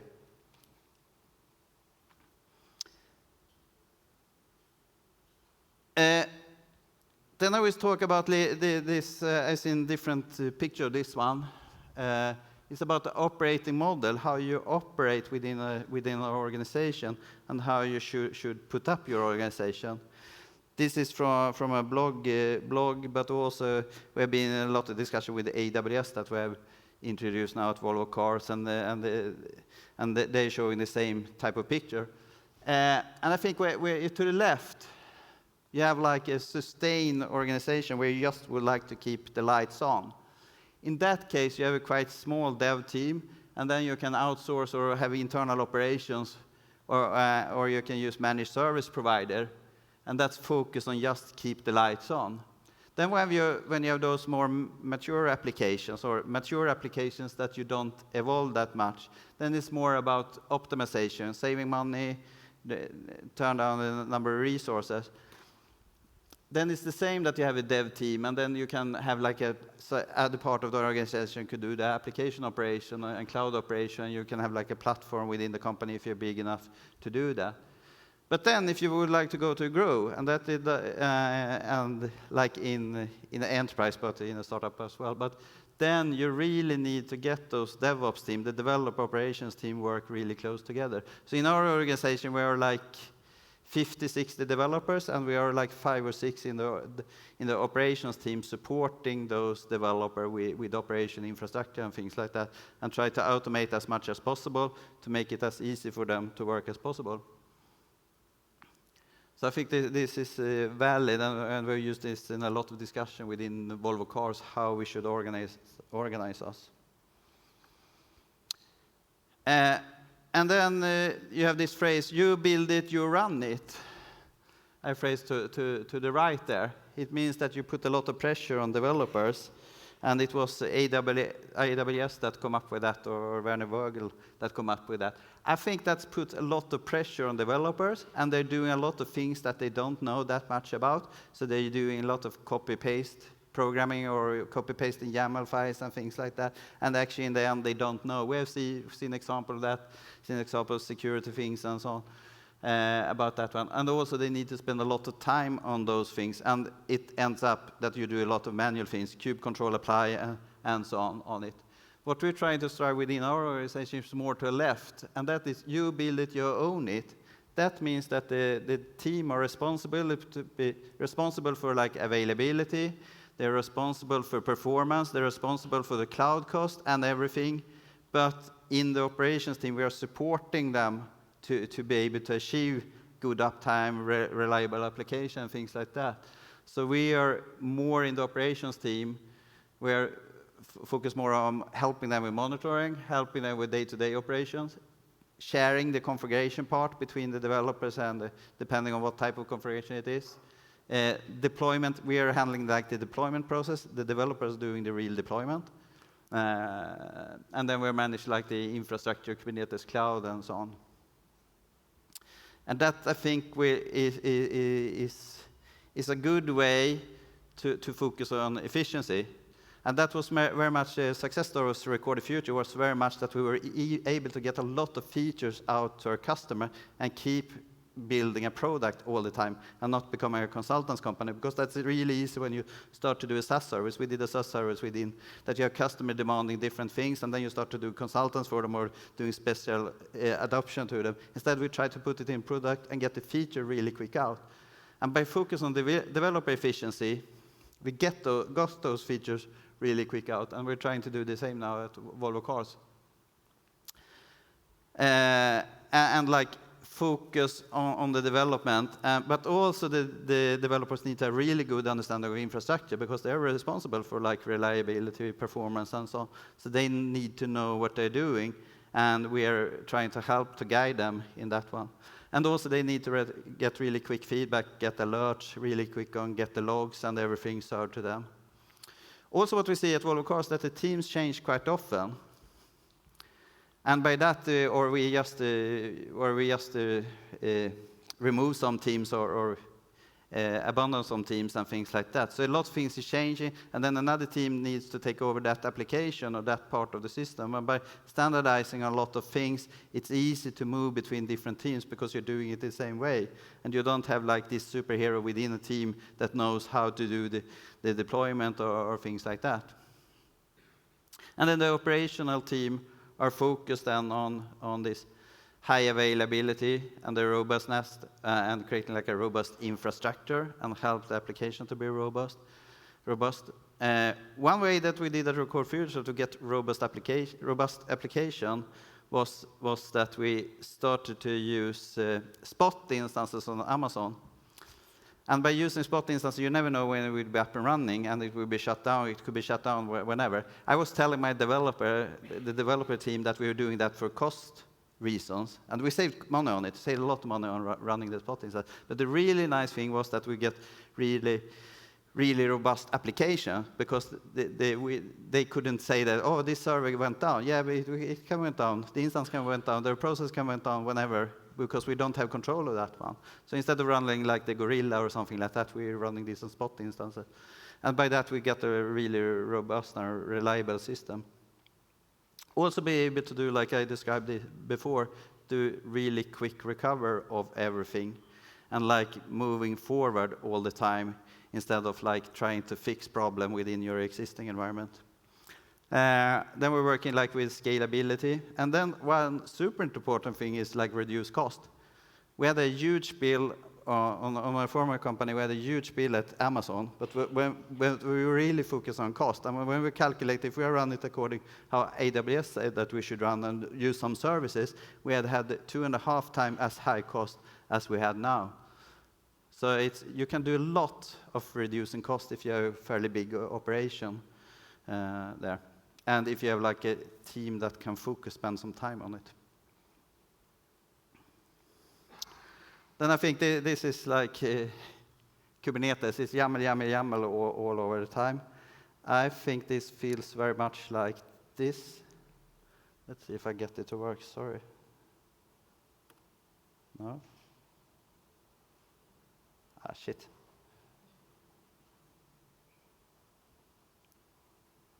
No. Sorry. But it was a song from like 2000.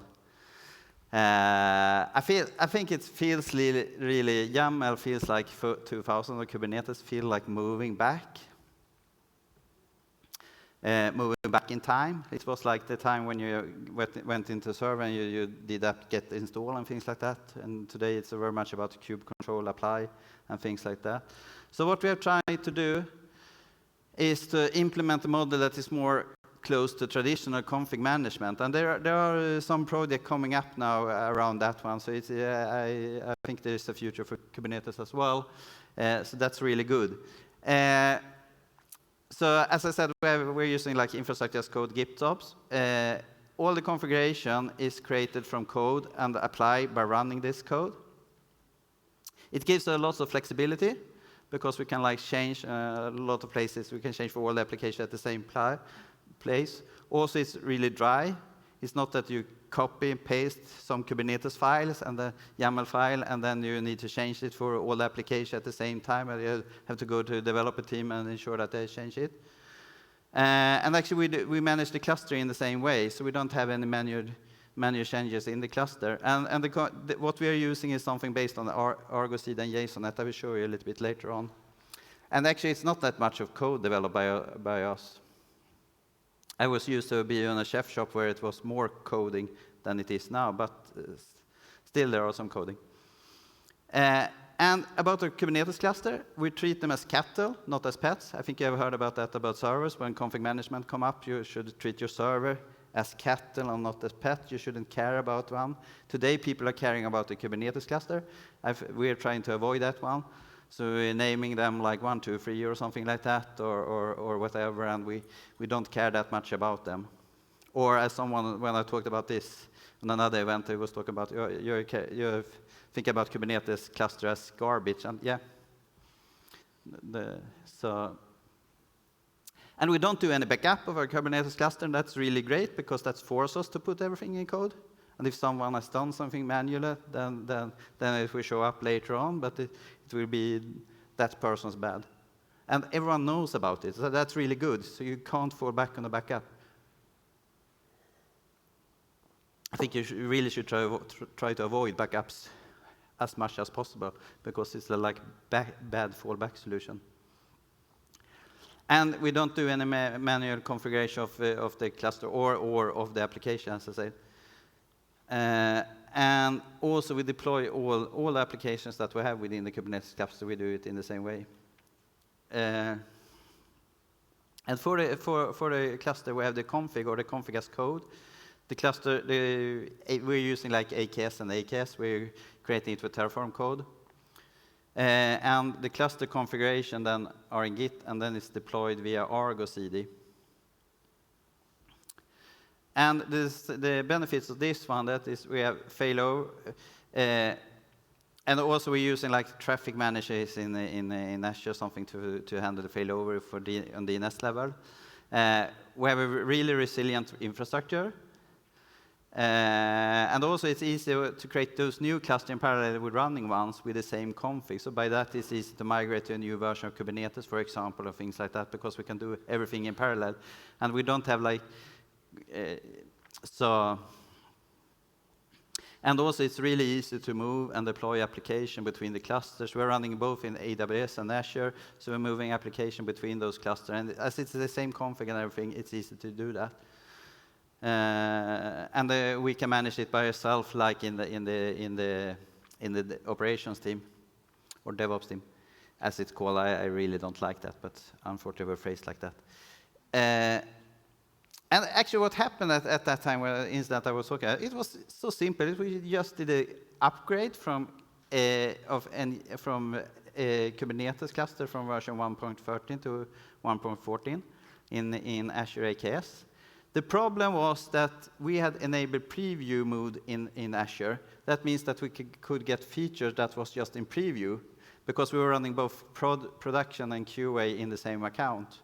And we would like to have that for a QA. The problem was when we selected version 1.14 there in the cluster, it doesn't say anything about that this was a preview version. So after a while, when we realized we had a problem, Microsoft support just told us, yeah, but you're running a preview version. But we had no clue that we were running this preview version, because we should have known that it was enabled preview, but we couldn't see that when we enabled it in the selection box there. So also, besides from the Kubernetes cluster, we also all the pipelines in Git as well. And what we're using AKS, EKS, Argo CD, JSON.NET. We're using Ansible for some instances that we're running, and then we're running using Python for all scripting and coding. And also, we try to keep everything as simple as possible, and we try to focus on just have pure processes within the Kubernetes cluster. So now, for example, we try to move out the ingress controller. So actually, we're using the ALB ingress controller, AWS ALB ingress controller, to not have an ingress controller within the cluster. And by that, also, we can be more redundant and route the traffic to different clusters as well, and just keep the processing within the cluster. And then later on, maybe we can start to think about moving other stuff into the cluster. If you're working with Kubernetes and you haven't looked at Argo CD, I think you really should take a look at that. It's a CD, continuous delivery tool, but it's based on code, everything. But it has a nice graphical view interface where you can view and see the state of the applications. This is what we can see, and all the developer can see, and all developers have like their own Argo CD instance.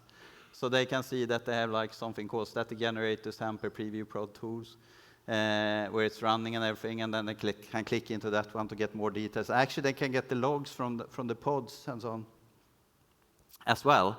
So in that one, or they can delete pods and things like that. So you can get a lot of things that you get with the kube control command, but you get it by clicking.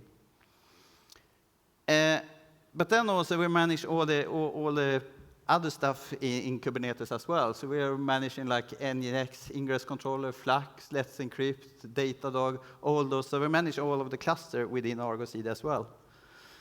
And it's quite simple. It's like we have the code in a repo. We have Argo CD running there, and Argo execute this JSON.NET code, and then it just run kube control apply with that JSON.NET code, or with the JSON that it gets from running this one. So it's quite simple, this process, and then it deploys whatever you would like to deploy within the cluster.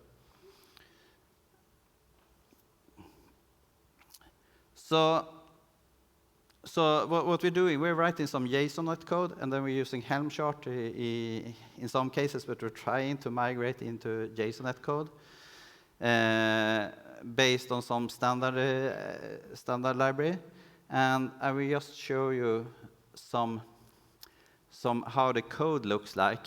This is the code for a cluster. So yeah, we're using a library called Cube. Importing that one, line 1, importing our own cluster management library, where we have functionality to manage the library.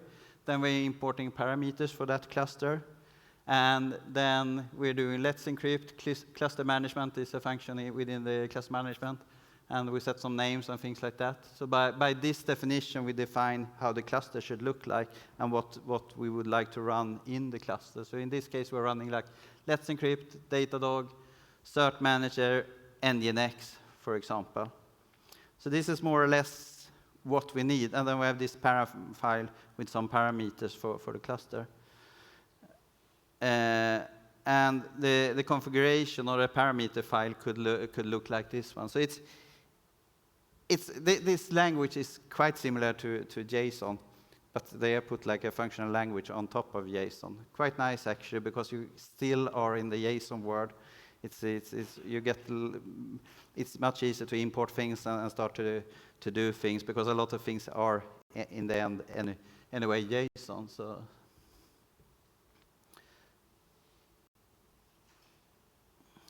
So this is an example of a configuration, how it could look like, and this is more or less pure JSON for it. So we don't need more than that to like configure a complete cluster. So yeah, I think that was all for me. So with this nice car, I will say thank you.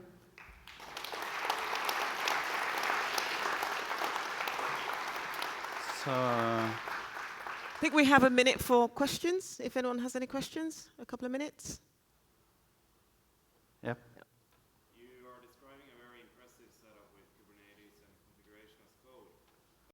Something I haven't understood how you handle. How about data persistence? No, we don't run that in Kubernetes. So how do you integrate your Kubernetes workflow, being able to treat them as cattle with, say, databases? Yeah, but the databases we are not treating as cattle. And those today we manage services with Terraform for that. So we're using mostly managed services for the databases, as it looks like today. But we're not treating the database as cattle. Not yet. That will be next year. Yeah. Cool. Thank you very much. So just before I introduce our, Just before I introduce our next speaker, we would very much like if you could put names in here, because we have, I don't know, some free tickets to the Mobile Era Conference. So for you mobile developers, it is an opportunity to attend this conference, which is in Oslo. If you look up there now, there you go. It's on the 7th and 8th in Oslo. So please put your names in here so we can have a raffle. And also, don't forget the feedback box. So with that, I'd like to introduce our next speaker, Marta. Perfect. Marta is an infrastructure developer from Finn, who has had quite an interesting life before IT, saving the planet and the world. She's going to do a talk on making our applications greener. Please welcome Marta.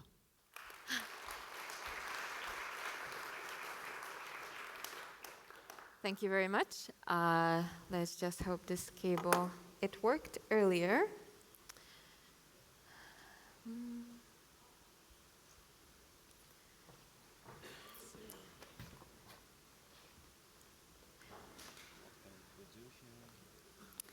This is always the most embarrassing part of being a speaker.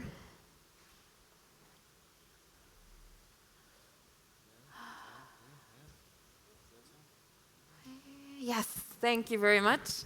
Technology is hard. Okay, so I am excited to be here, and I'm also painfully aware that I am the last thing standing between you and food.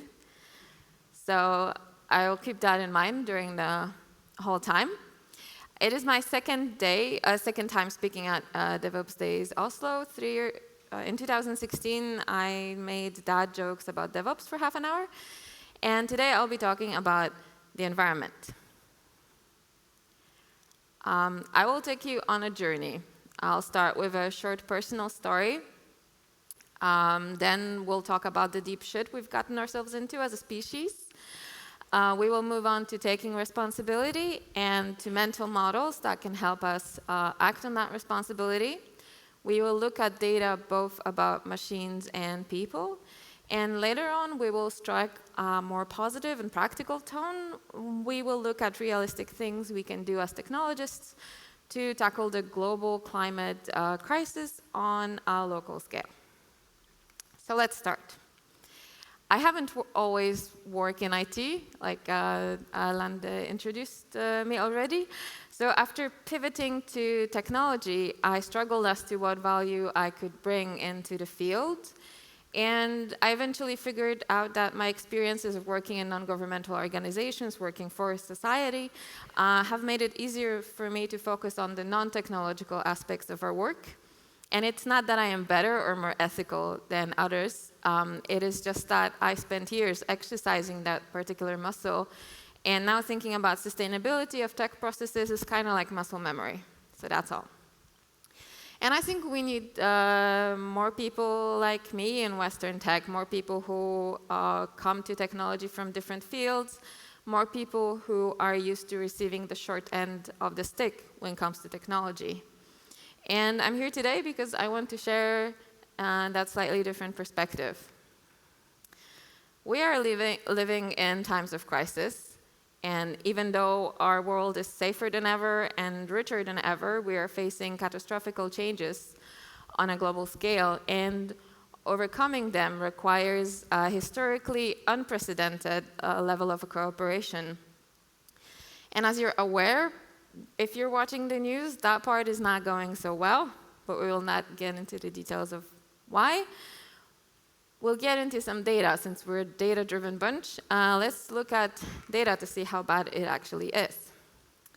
So it is hard to precisely calculate our impact on the environment, so all the numbers I'm going to use here are estimates. And the purpose is to show the scale. So according to calculations by Jens Malmudin and Dag Lunden, who work in Ericsson and Telia respectively, when we only look at data centers and enterprise networks, their estimated yearly energy consumption is around 245 terawatt hours. To put this into perspective, that's more energy consumption than countries like Poland, Iran, Australia, or Mexico use in a year. When you add networks related to information and communications technologies on top of that, for example, mobile networks, you need to add another 220 terawatt hours. And those two numbers combined exceed the yearly energy consumption of countries like France or the United Kingdom. And these numbers will only be growing. More of us own more than one device. And we're also in the middle of the trend of treating everything as a service. So in other words, if your smart toaster is connected to the internet, that traffic is going to generate greenhouse gases. And don't even get me started about Bitcoin mining. But it might still be hard to conceptualize how big a number, 245 terawatt hours, is. So let's try putting this into perspective even more. And once again, we will operate on averages. So let's make some assumptions that we're going to plant trees to offset those emissions, and that those 245 terawatt hours translate to more or less 110 megatons of CO2 equivalent. And let's also make sure that the trees have enough space to grow, because bigger trees absorb more CO2 than smaller trees. Okay. So let's imagine Tokyo, a city of over 9 million people, spanning over the area of almost 2,200 square kilometers. Oslo is 450 square kilometers by comparison.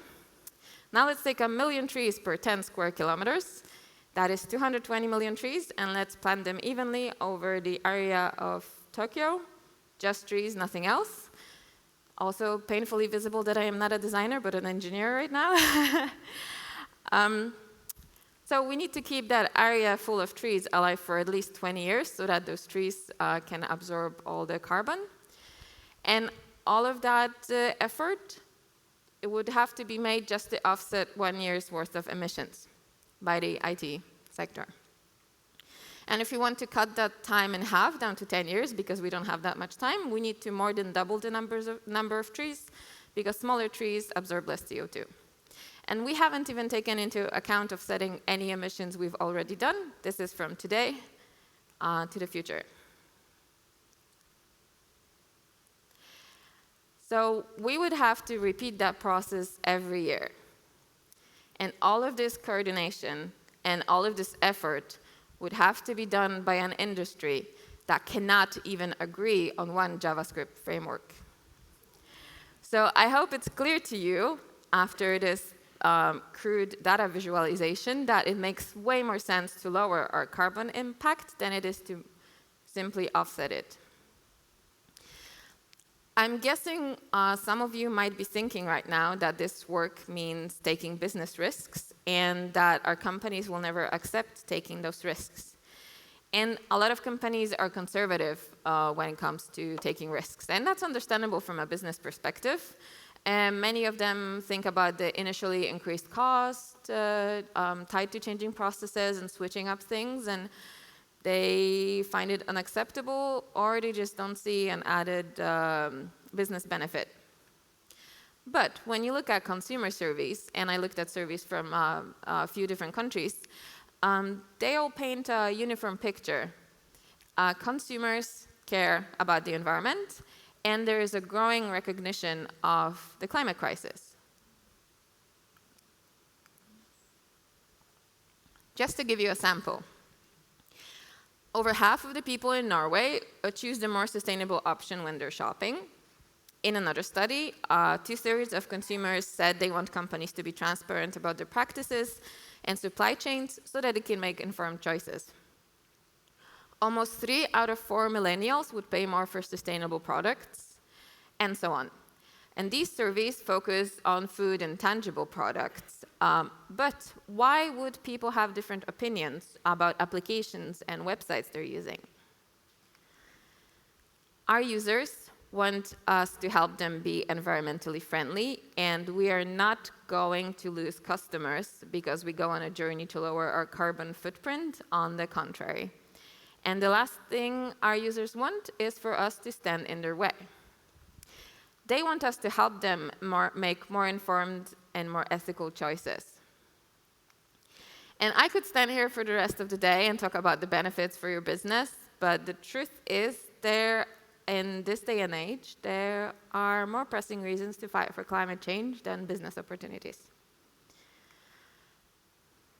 So, it is easy to become overwhelmed by the size of the crisis we are facing and by the plethora of potential actions we can take in order to lower our environmental footprint. And the first things that come to our minds might not be the ones that are going to change, that are going to bring the most environmental benefit. For example, your first idea might be quitting the use of single-use cups in your office because you walk past that coffee machine every day and you see those cups. And don't get me wrong, that would be a good change, but having a way to reason about also what is not visible helps us find other things that have more consequences that influence the climate more in a negative way. And we can use mental models for that. So there's this Green Web Foundation, which is a non-governmental organization that works towards a low-carbon internet. And they built a series of mental models that they publish on their website, and I think they are a great starting point. And today we'll use one of those models. It's called Platform Packets Process to reason about our applications in our tech stack. We will go through each part of this model and ask some questions and share some ideas. We will start with the platform. So the platform part is simple. It is the environmental cost of the servers and the infrastructure used to run your application. And this can be broken down further into two ways, into two things. Where you run your workload, and the second thing, how efficient you are at running it. Does that make sense so far? Cool. I'll start with a story, how change in this aspect can look in practice. Finn decided to move to the cloud some time ago, and what followed was an evaluation period of different cloud providers because we wanted to make an informed choice. And we had a checklist which we followed, and a sustainability evaluation was on that checklist, and the idea came very early on from the tech department and was welcome every step of the way, mostly with reactions, oh, I should have thought of that, that's a good idea. And that evaluation was taken into account when we were making our choice in the end. So it's possible. And what we found during that evaluation, and I'm going to go through this shortly because Pia already talked about this yesterday during her Ignite. What we found was that different cloud providers have different approaches to sustainability. Some build data centers that are significantly more efficient when it comes to power usage. Some have a policy to use renewable energy. Some heavily reuse server components inside their data centers to reduce harmful electronic waste. While others, allegedly, changed their mind on sustainability goals once they felt that that will be attractive to the oil and gas industry. So it's important to ask yourself a question: how sustainable is your cloud provider? And if you don't use the cloud, if you like data centers, you might be positively surprised that carbon-neutral data centers exist. A few can be found in Scandinavian countries, but also all over the world, like in places like India. And once again, do your research, and no one will hide the fact that they are sustainable. So let's consider, let's ask some more questions about the physical infrastructure that our company runs on. So if you can't, for some reason, can't change your cloud provider, maybe you can switch to a region that's going to be powered by renewable energy, and there are maps, electricity maps that help you figure that out if the provider doesn't provide that information. And if you can switch your cloud provider or data center, do choose one that is powered by by renewable energy, or just not by burning coal. And remember that even though you use renewable energy, it doesn't mean that you can be wasteful. Because that, even though the energy is renewable, it still carries an environmental cost with it. And whichever infrastructure you run on, make sure you clean it up periodically. That also has an added financial benefit. And unused virtual machines or services can be found in most systems. Let's move on to how our applications are running.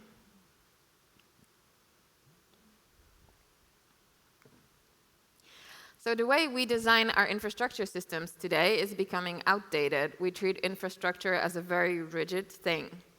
But we have modern abstraction layers available to us, and these open new possibilities and make our systems more flexible and more dynamic. Consider this graph. This pattern should be painfully recognizable to any infrastructure person among us. What does it show? Let's zoom in. It shows average CPU utilization here of a Kubernetes cluster over a typical week. So what's the highest number there? 35%. Looks like there is quite a margin left here for Black Friday, the holiday season, any sudden server deaths, or DDoS attacks. But this means that this cluster's CPUs are painfully idle most of the time. And this is a pattern we see everywhere. We buy infrastructure thinking for the future and thinking we're smart by planning ahead, but what we are really doing is we are burning coal for nothing most of the time when we're not using it. And according to the United States Data Center Energy Usage Report, inactive servers represent between 10 to 30% of servers in American data centers. So remember those 220 million trees that we'd have to plant? Imagine having to plant 20 million trees less if we could just switch those unused servers off.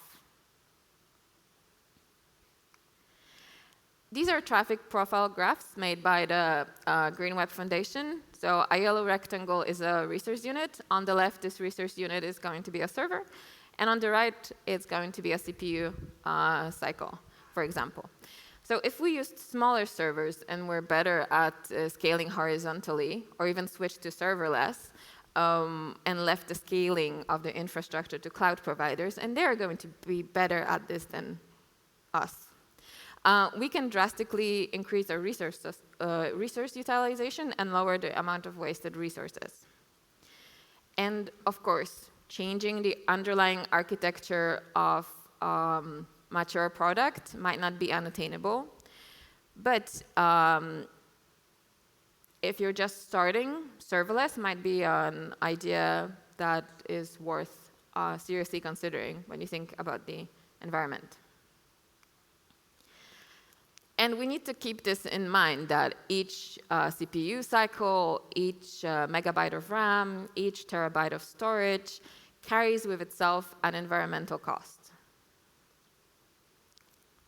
So let's think about the efficiency of our applications. Are we caching everything that we can? Whatever is immutable can becomes cacheable. So here we can save on traffic. Maybe our database calls could use some optimization because they can get quite resource heavy. Are we deserializing data needlessly? Maybe JSON is not the best idea. Maybe it makes sense to switch to a binary format instead. Maybe if you use the JVM, maybe Graal VM, which is a modern, efficient, language-agnostic virtual machine, would be a better choice for you. How about you drop Java completely and write whatever is possible in a more efficient language like Go, Rust, or C if you're a masochist? I'm sorry. And have you thought about making threads obsolete and switching to coroutines?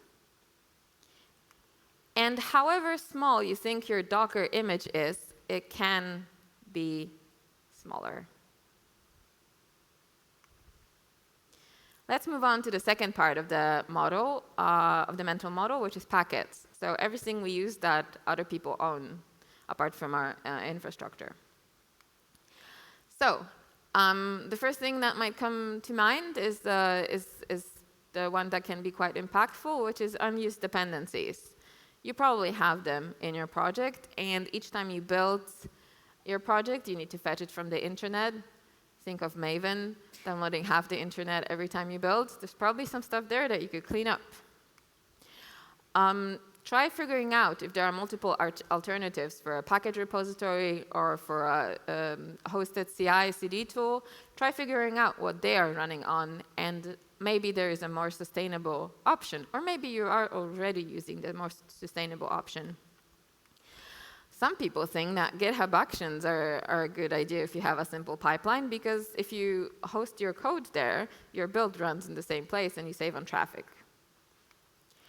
And whenever you're choosing a new technology, get used to making an environmental evaluation of each option.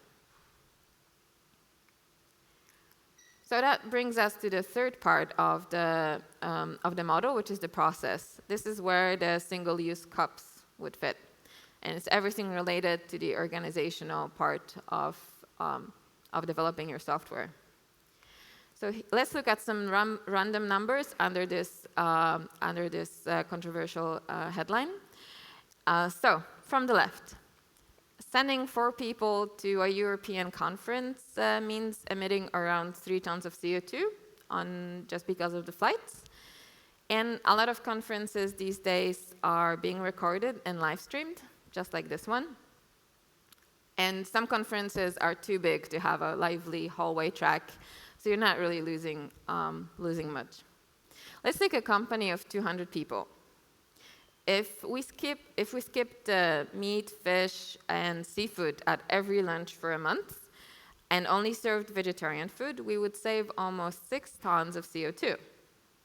And if the same company started switching off their laptops when they leave the office, that would save around 2 tons of CO2 in a month. And there are so many things you can do that are related to the process. And let's look at what we haven't mentioned yet. So first of all, your company can make it easier for every employee to travel sustainably, either by providing public transport tickets or save bike parking, or both. Your company can be friendlier towards remote work and revise the travel policy and introduce more telecommuting. You can change your company's device policy to replace devices a bit less often. And there's probably a lot of work equipment, not only laptops, that doesn't have to be on at night. And if you're feeling overwhelmed still, or just started that feeling just started creeping in, that's a perfectly normal reaction. There's a lot of things you can do. How do you start the process of change in your company? The climateaction.tech initiative has a very handy article on its website where they describe proven steps that they've seen work again and again.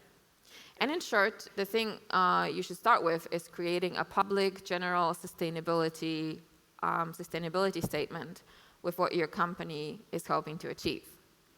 And that creates a feeling of shared purpose. It also doesn't contain all the implementation details, which means it's easier for people to agree on it. And it's a great starting point that you can use later on. The next step is gathering data, brainstorming ideas, and agreeing on a process to move forward. And gathering data involves making an analysis of your company's operations, and you can do that on varying level of rigorousness. What is most important is that you keep the same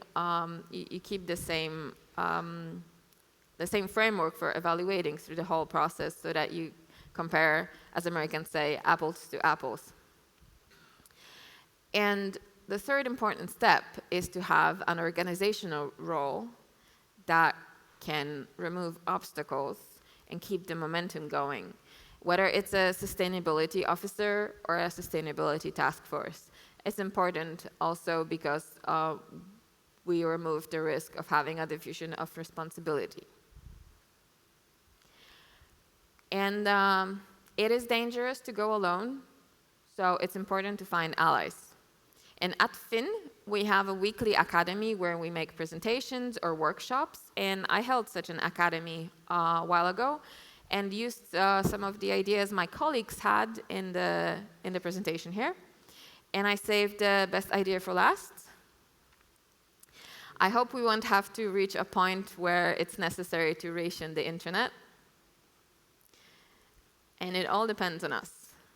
And however difficult it might look now, please don't give up.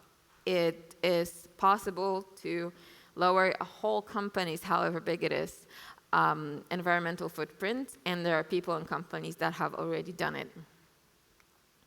I collected some links to useful resources I mentioned today, and I'm going to tweet the slides to the stock later, so you can have a look and read more. And awareness about the influence technology is having on the environment is still quite low. So we all need to do our parts in spreading data, spreading ideas, and spreading success stories. And we need to take matters in our own hands. And each and every one of us has a responsibility towards society, towards nature, and towards the future. And sure, climate changes are a natural phenomena, but the speed of changes this time, that's purely on us. And there is no time to prepare billions of people for what's coming. So each and every one of us has to become a little bit uncomfortable and has to put in work. Otherwise, the future is grim. And we cannot wait for governments to change laws or for big businesses to show remorse. And actually, most of us work in tech companies, so we are already that part of that big business. So we can impact our workplaces and introduce real changes that are going to create lasting change. And this is our chance to go beyond the small individual actions that can get frustrating and in the grand scheme of things are not going to save the world by themselves. And if you have any questions, ideas, or feedback, I'll be around here for the rest of the day. You can also write me on Twitter or on LinkedIn. And thank you very much for listening to what I had to say today. Marta, we have time for some questions. Okay. So we actually have time for questions, if we have any. Yeah, yes, please.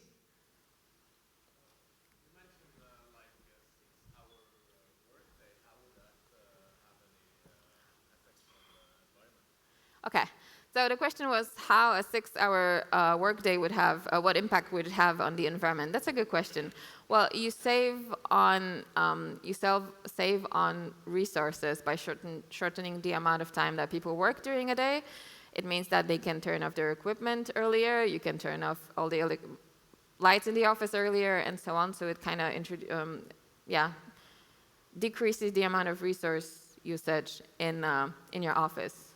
Does that make sense? Yeah. Cool. Thanks. Any other questions? Yeah, they're in the back.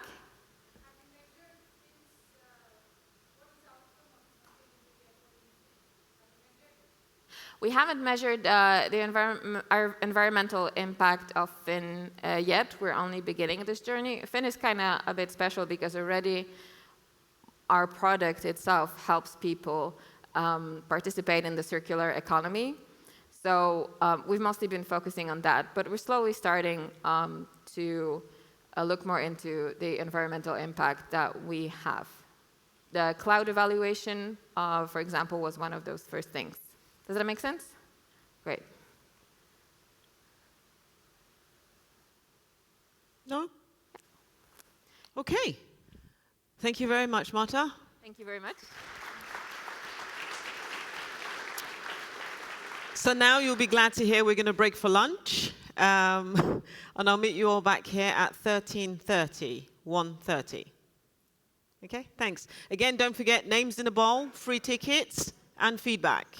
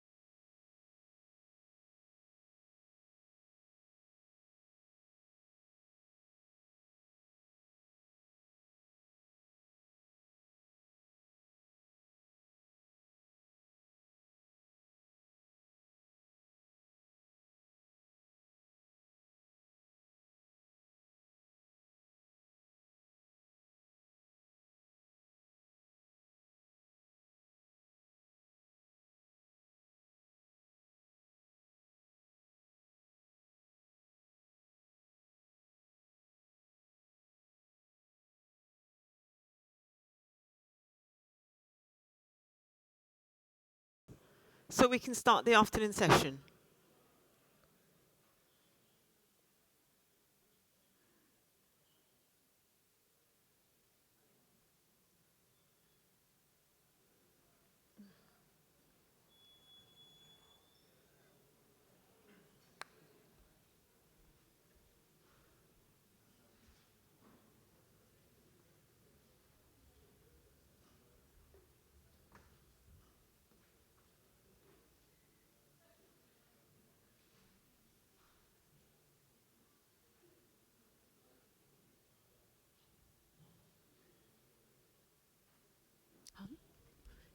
Can you ask him to turn the lights down a bit low? It's like right in everyone's eye. Those lights, they're really in your eye. Those top lights. Oh, okay, they're a bit. You can't see here. No?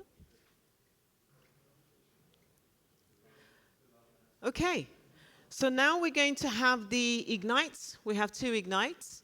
I'd like to introduce our first speaker, Henrik Stenner, who's going to do a talk on creating APIs beyond REST.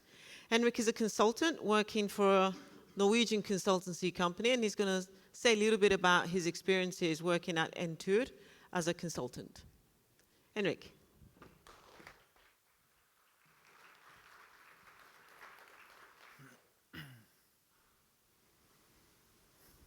Okay, good afternoon.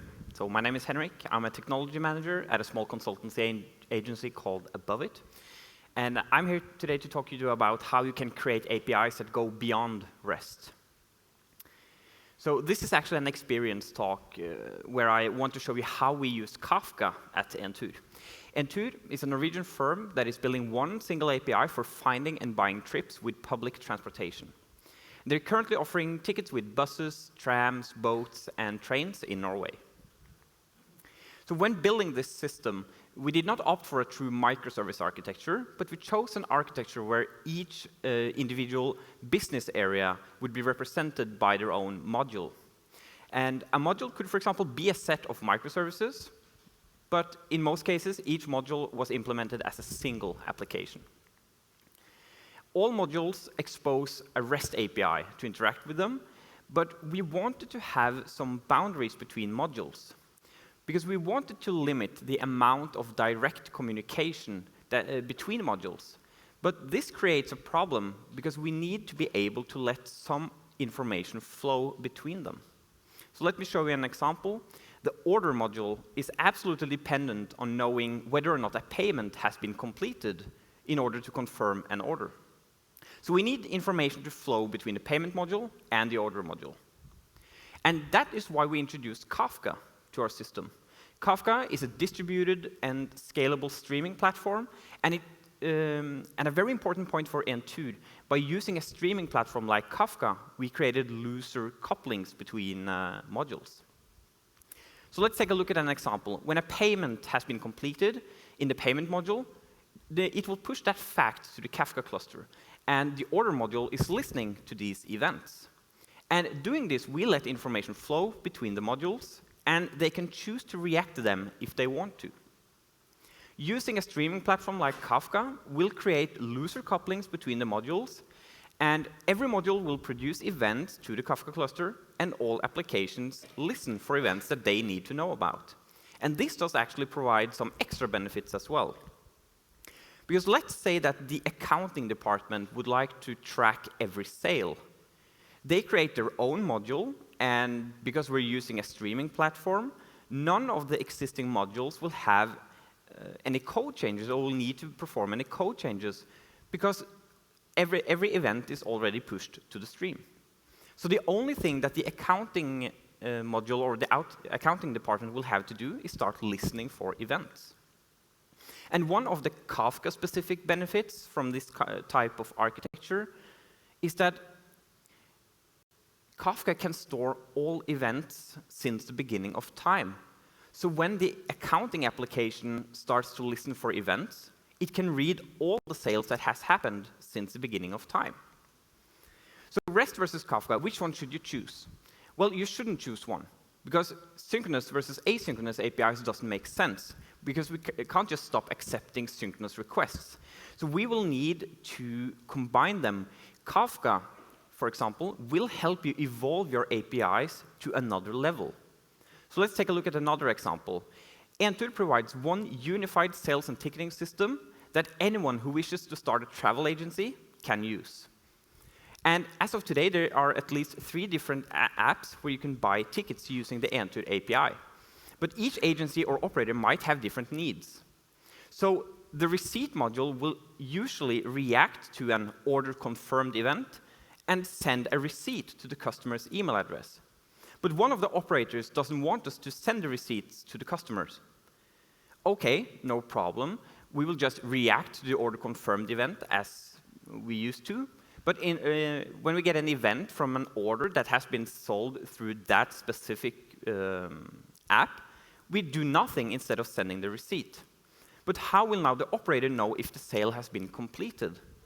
Well, with Kafka, we can create something called a stream processing module. Their task is to read one or more streams, process the data, and publish them to an external cluster. So if a sale was processed through the app from operator number 2, then we publish that sale to a stream specifically for that operator. So what should be the key takeaways from this Ignite? Well, evolve your APIs. The benefits of combining a request-response type of communication with a streaming platform like Kafka are huge. And thank you so much. Thanks, Henrik. Thanks, Henrik. I'll introduce our next speaker, Eric Wendell. Eric is a JavaScript and UI expert working at Beck. He's going to do an Ignite talk on DevOps in a mobile world. And he's also a musician, so he might do a bit of a song and dance later. Not joking. Thank you.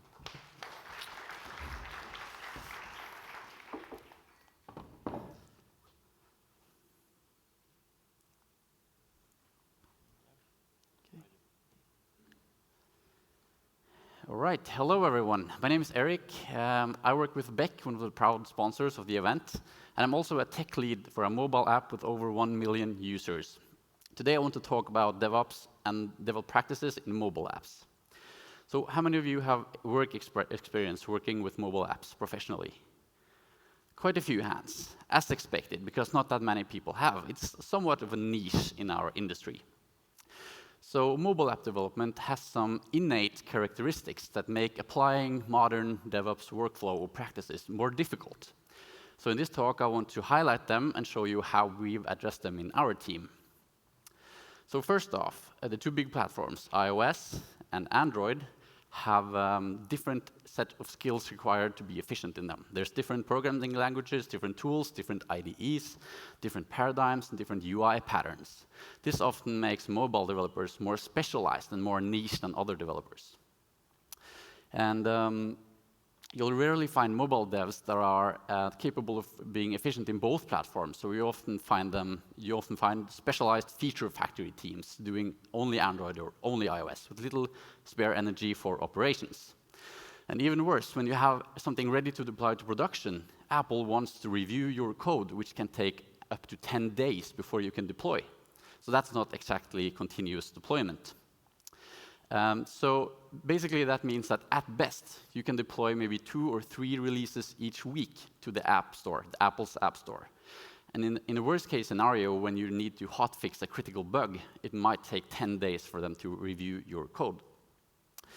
And even worse, when you actually get that critical bug fix out into production, you might face that users don't update your app until they feel like it, because they don't have the auto-update feature enabled. So here's an example of that. Almost 3 years ago, my colleague deployed a version of our app to production. And we actually still see users on this version in production today. And that also goes all the way back to 2013. So mobile development is hard. Is it going to be like this forever? What can we do? What's the solution to this? So I don't think there's a silver bullet. But we have found one technique that has helped us really a lot. And that technique is a tool called React Native, which is a cross-platform tool made by Facebook, allowing us to write one code base that works for both iOS and Android using JavaScript and React. So we've been experimenting with it for over 2 years now. So a crash course into how it works. Basically, you run some JavaScript code on a background thread, which generates native components that render on screen. So you have almost native-like performance, but you write just the code once. So just like Java in the 90s, you have write once, run, well, twice. So basically, you don't need to understand all the details, but there's an app, and inside of it, you have a small JavaScript file, or rather large JavaScript file. And that is quite important, because that enables something called code push. And code push is basically deploying new JavaScript to production without going through the App Store. So you can just do that whenever you want. And that is just huge, to say the least. So let's look at how it works. So a developer decides to deploy to production, uploads the new JavaScript file to the cloud. Some user opens her app or his app and sees, well, there's a new bundle. Let's download that in the background. And the next time the user opens the app uses the new code. So you can target specific releases. You can have a gradual rollout, start at just 1% of the users or 10% or whatever. Or you can just have a one-click rollback functionality in case you break something, which, of course, happens from time to time.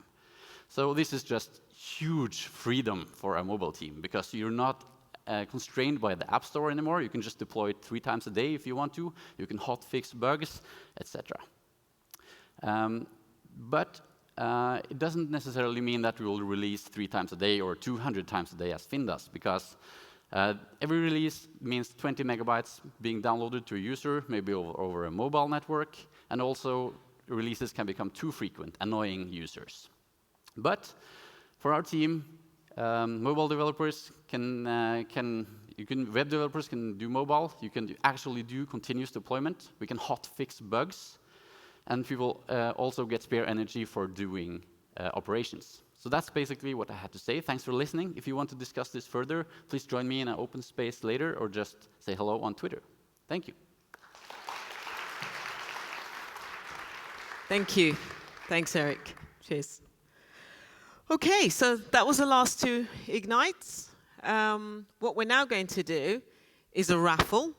So for those of you who've put your names in the bowl for the free ticket to Mobile